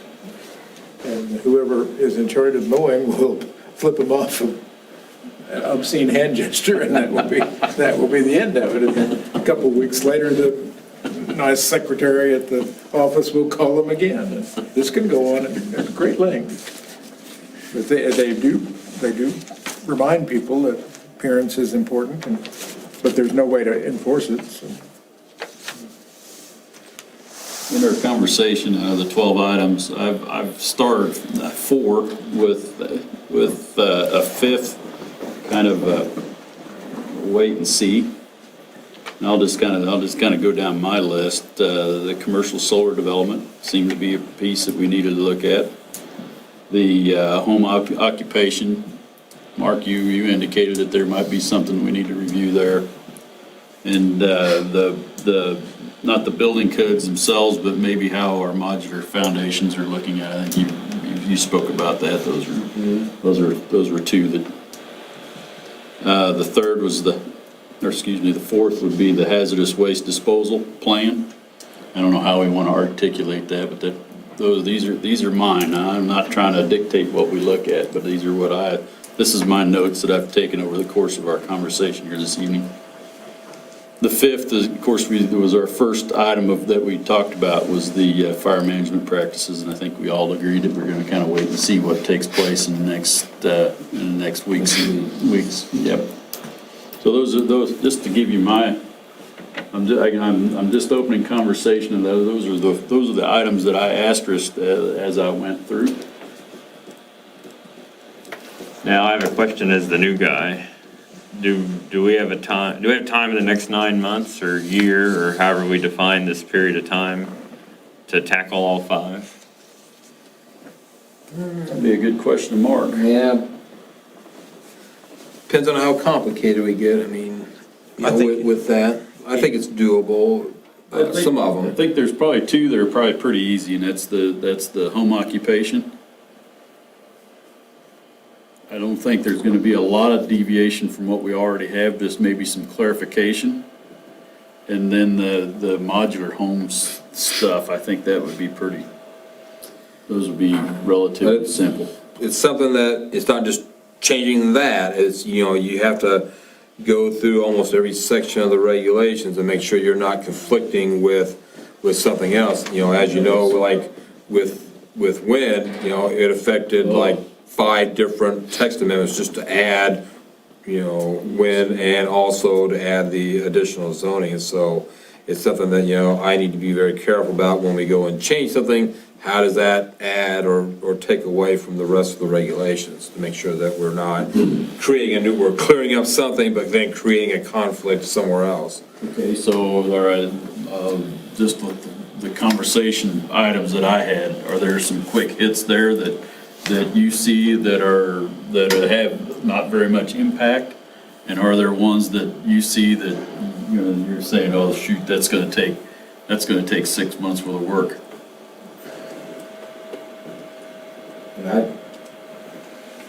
I think solar is going to take a long time to do. Yeah, I believe that. I think, Huge. Yeah, that's gonna be like the wind. I mean, I have Marion counties that Russ Avey did. I have that document, but I haven't looked at it for a while, but I think we would want to be even less than what they have. And they've got a lot of stuff in there I kind of question myself. I think they all take several months to do. I've got to have the time, but you guys need to be able to review it because you guys are the ones that are going to be recommending approval of something like that. And typically, we're going to have 1, 2 study sessions or whatever, and then we'll, have to eventually publish this and have a public hearing and everything. And so. So would you recommend us, when at the beginning of our conversation, I said, let's force rank 3. Is that even too aggressive? I think you ought to decide which one is the most important, and then 2 and 3 or whatever, like that. And then once you get that one done, you go to the next one and don't put a time limit on it. Okay. The time limit's when you get it resolved, and then you go to the next most important one to you. That's what I was going to say, yeah, I think, because you don't know what we're going to run into once we start kind of getting into it. And so I would say, what's the first one, and let's tackle it. If it takes 6 months, it takes 6 months. And then I we'll was move thinking on. the same way you were, task-oriented, time stamp on it, and that's our end goal. At the end of the year, We need to have this done.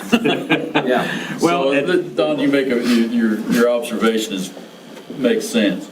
Because we I agree with that. we had a tight time constraint on the wax conversion regulations. And we busted tail.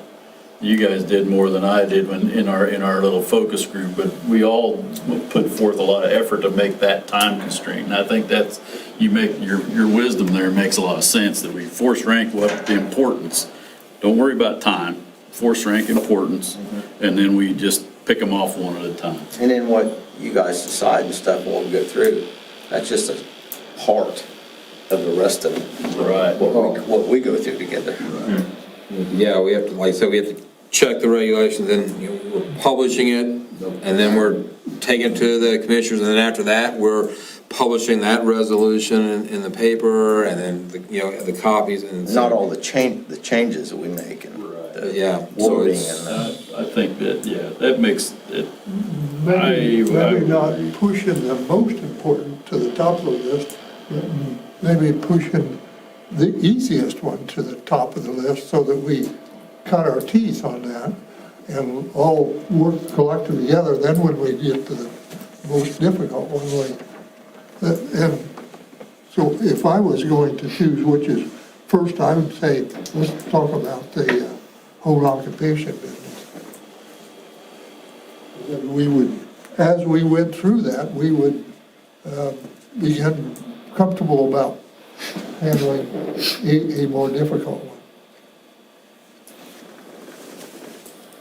Well, if you pick the ones that you know that's maybe gonna be coming up in the future, maybe an issue is good, and that's one. That's one that's already an issue.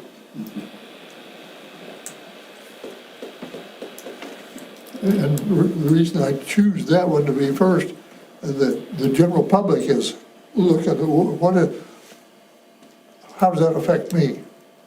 So we are ahead of them rather than leading from behind. I would say like all the other ones we can somewhat cover under the conditional use permit process, your hazardous waste disposal, even commercial solar, so it's not like we don't have anything there. I mean, we would have the conditional use permit process to do that.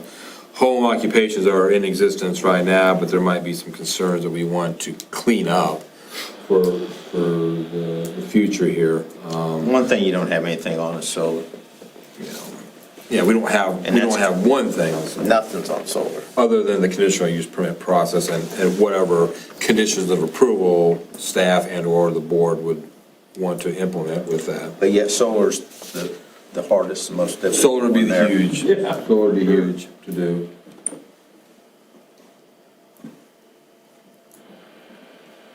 Is it, My theory is if we take the most difficult first, we may never get to the easy one. I like Harley's thinking, that's the way I think.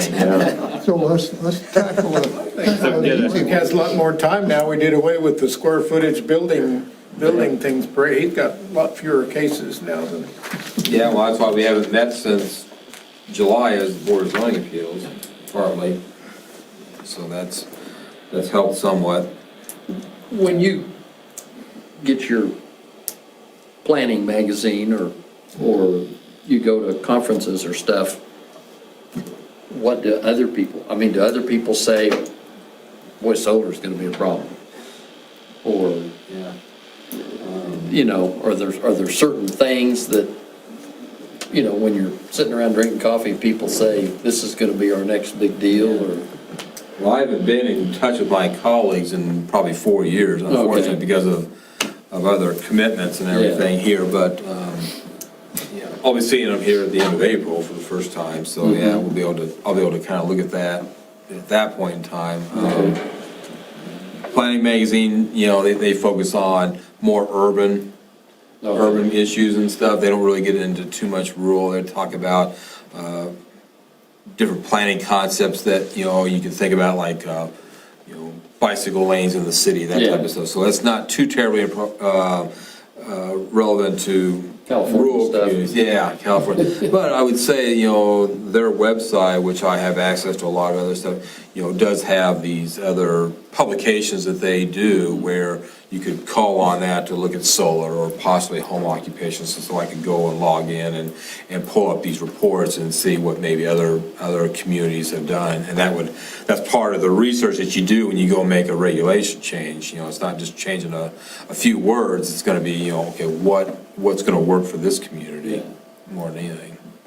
And so, but, Russ, we did kind of skip over the hunting preserves and public hunting preserves and private gun ranges. You know that Yahoo Ranch place sold Oh, yeah.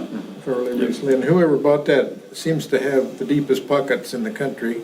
Recently paid $10,000 an acre for some land in Pratt County, to the west of me and north, pretty much straight north of the city of Pratt, and a little bit to the east of 281 Highway.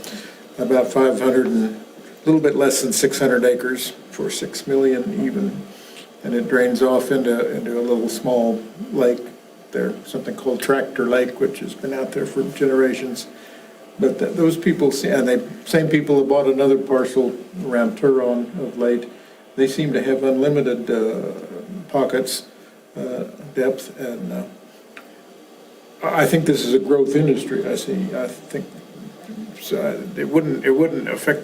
I would not be unhappy if we looked at that a little bit with regard to setbacks or something or other, keeping the potential gunfire contained within their own property area somehow. I don't know how you do that, but the objective is to acquire big bucks from deer hunters, and such. I don't know how you regulate deer rifles and the range that they can fire, but as a matter of public safety, if there's other residential people within a half mile or within a potential. You would hope when they were 12 and 13, when they took their hunter safety course, that there were some things that stuck. Well, you'd hope so. But that would be any hunter on any property. It doesn't matter. I've. But if these are going to be public now, if they're going to bring in people on regulated hunts, that's a little different than if I invite you to come out and chase down a pheasant or two on my own property, or if I'm shooting my own pheasants. We've got. You to come out, that's a different deal, but. We've got the same situation that you're talking about with potential out-of-staters with neighbors. Yeah. And they go to church together, went to school together, and they're shooting at each other. Not on purpose. They aren't Hatfields and McCoys, but boy, when there are some that the heat of the battle comes, be damned what the on the other side of the target is. It's. Well, and game bird hunting where you're shooting at with a shotgun is a different animal than buffalo or elk or deer, which you're shooting at with a high caliber rifle. I bow hunt, and I will not go sit in the stand in those 10 days of rifle season. Will not, because I know who the neighbors are that hunt, and they don't care that I'm sitting 15 feet up in the tree, and they don't care where I'm going to be sitting in that tree. It's so regulating that outside of a conversation with them, it's going to be really hard to regulate where that bullet lands and how you can, because once you pull the trigger, you have lost all control. So I don't know if that's, I don't know. That's, I think our system of laws and our wildlife and parks and whatnot, I think they do a pretty good job of figuring that out. When washing out the dirt and the wash and the laundry, when it all gets said and done.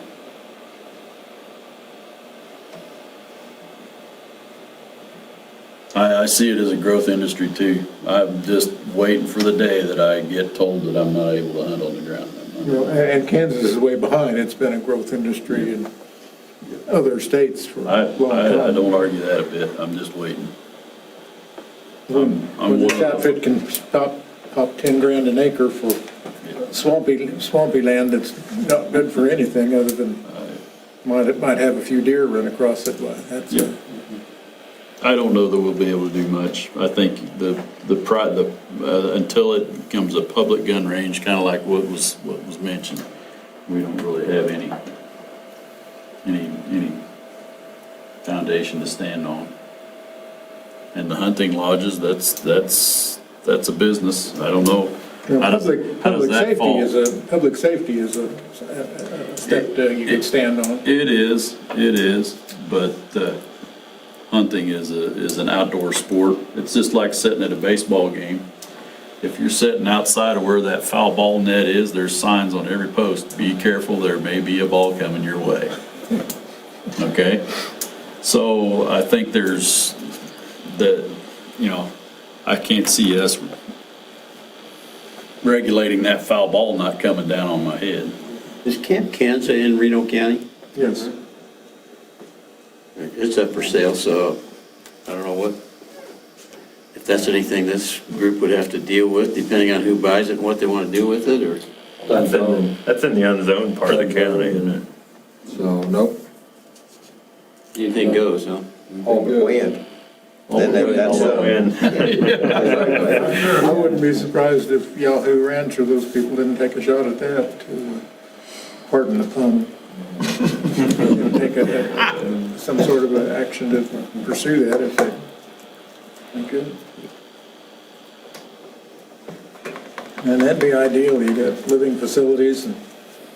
So, okay, for some of us, we've been reviewing the list, we've had it in our packet since, first of the week, maybe before the weekend. With this discussion, I would say, for our next meeting, let's each one of us put together our 1, 2, and 3. Force rank the others the rest of the way, but keep in mind let's build our top 3, and then we'll put our minds together next month, and we'll make an action plan from that. How does that sound? I think we're reasonably universally already unanimously receptive to home businesses, aren't we? Yeah, we're really close. Let's let this conversation digest. 1 month is not going to make the difference whether we complete 2 or 3 or 8. It won't make that much difference. So let's force rank them. Be ready to have that conversation next month. Good conversation, though. Is there any other business that need to come before this board? I don't have anything. Mark? Nope. Nothing? Board? Colin's got to get out and get his snow plows put on those trucks. Chair will entertain a motion to adjourn. You got it. Second. So moved and seconded. All in favor, say aye. Aye. All opposed, same sign.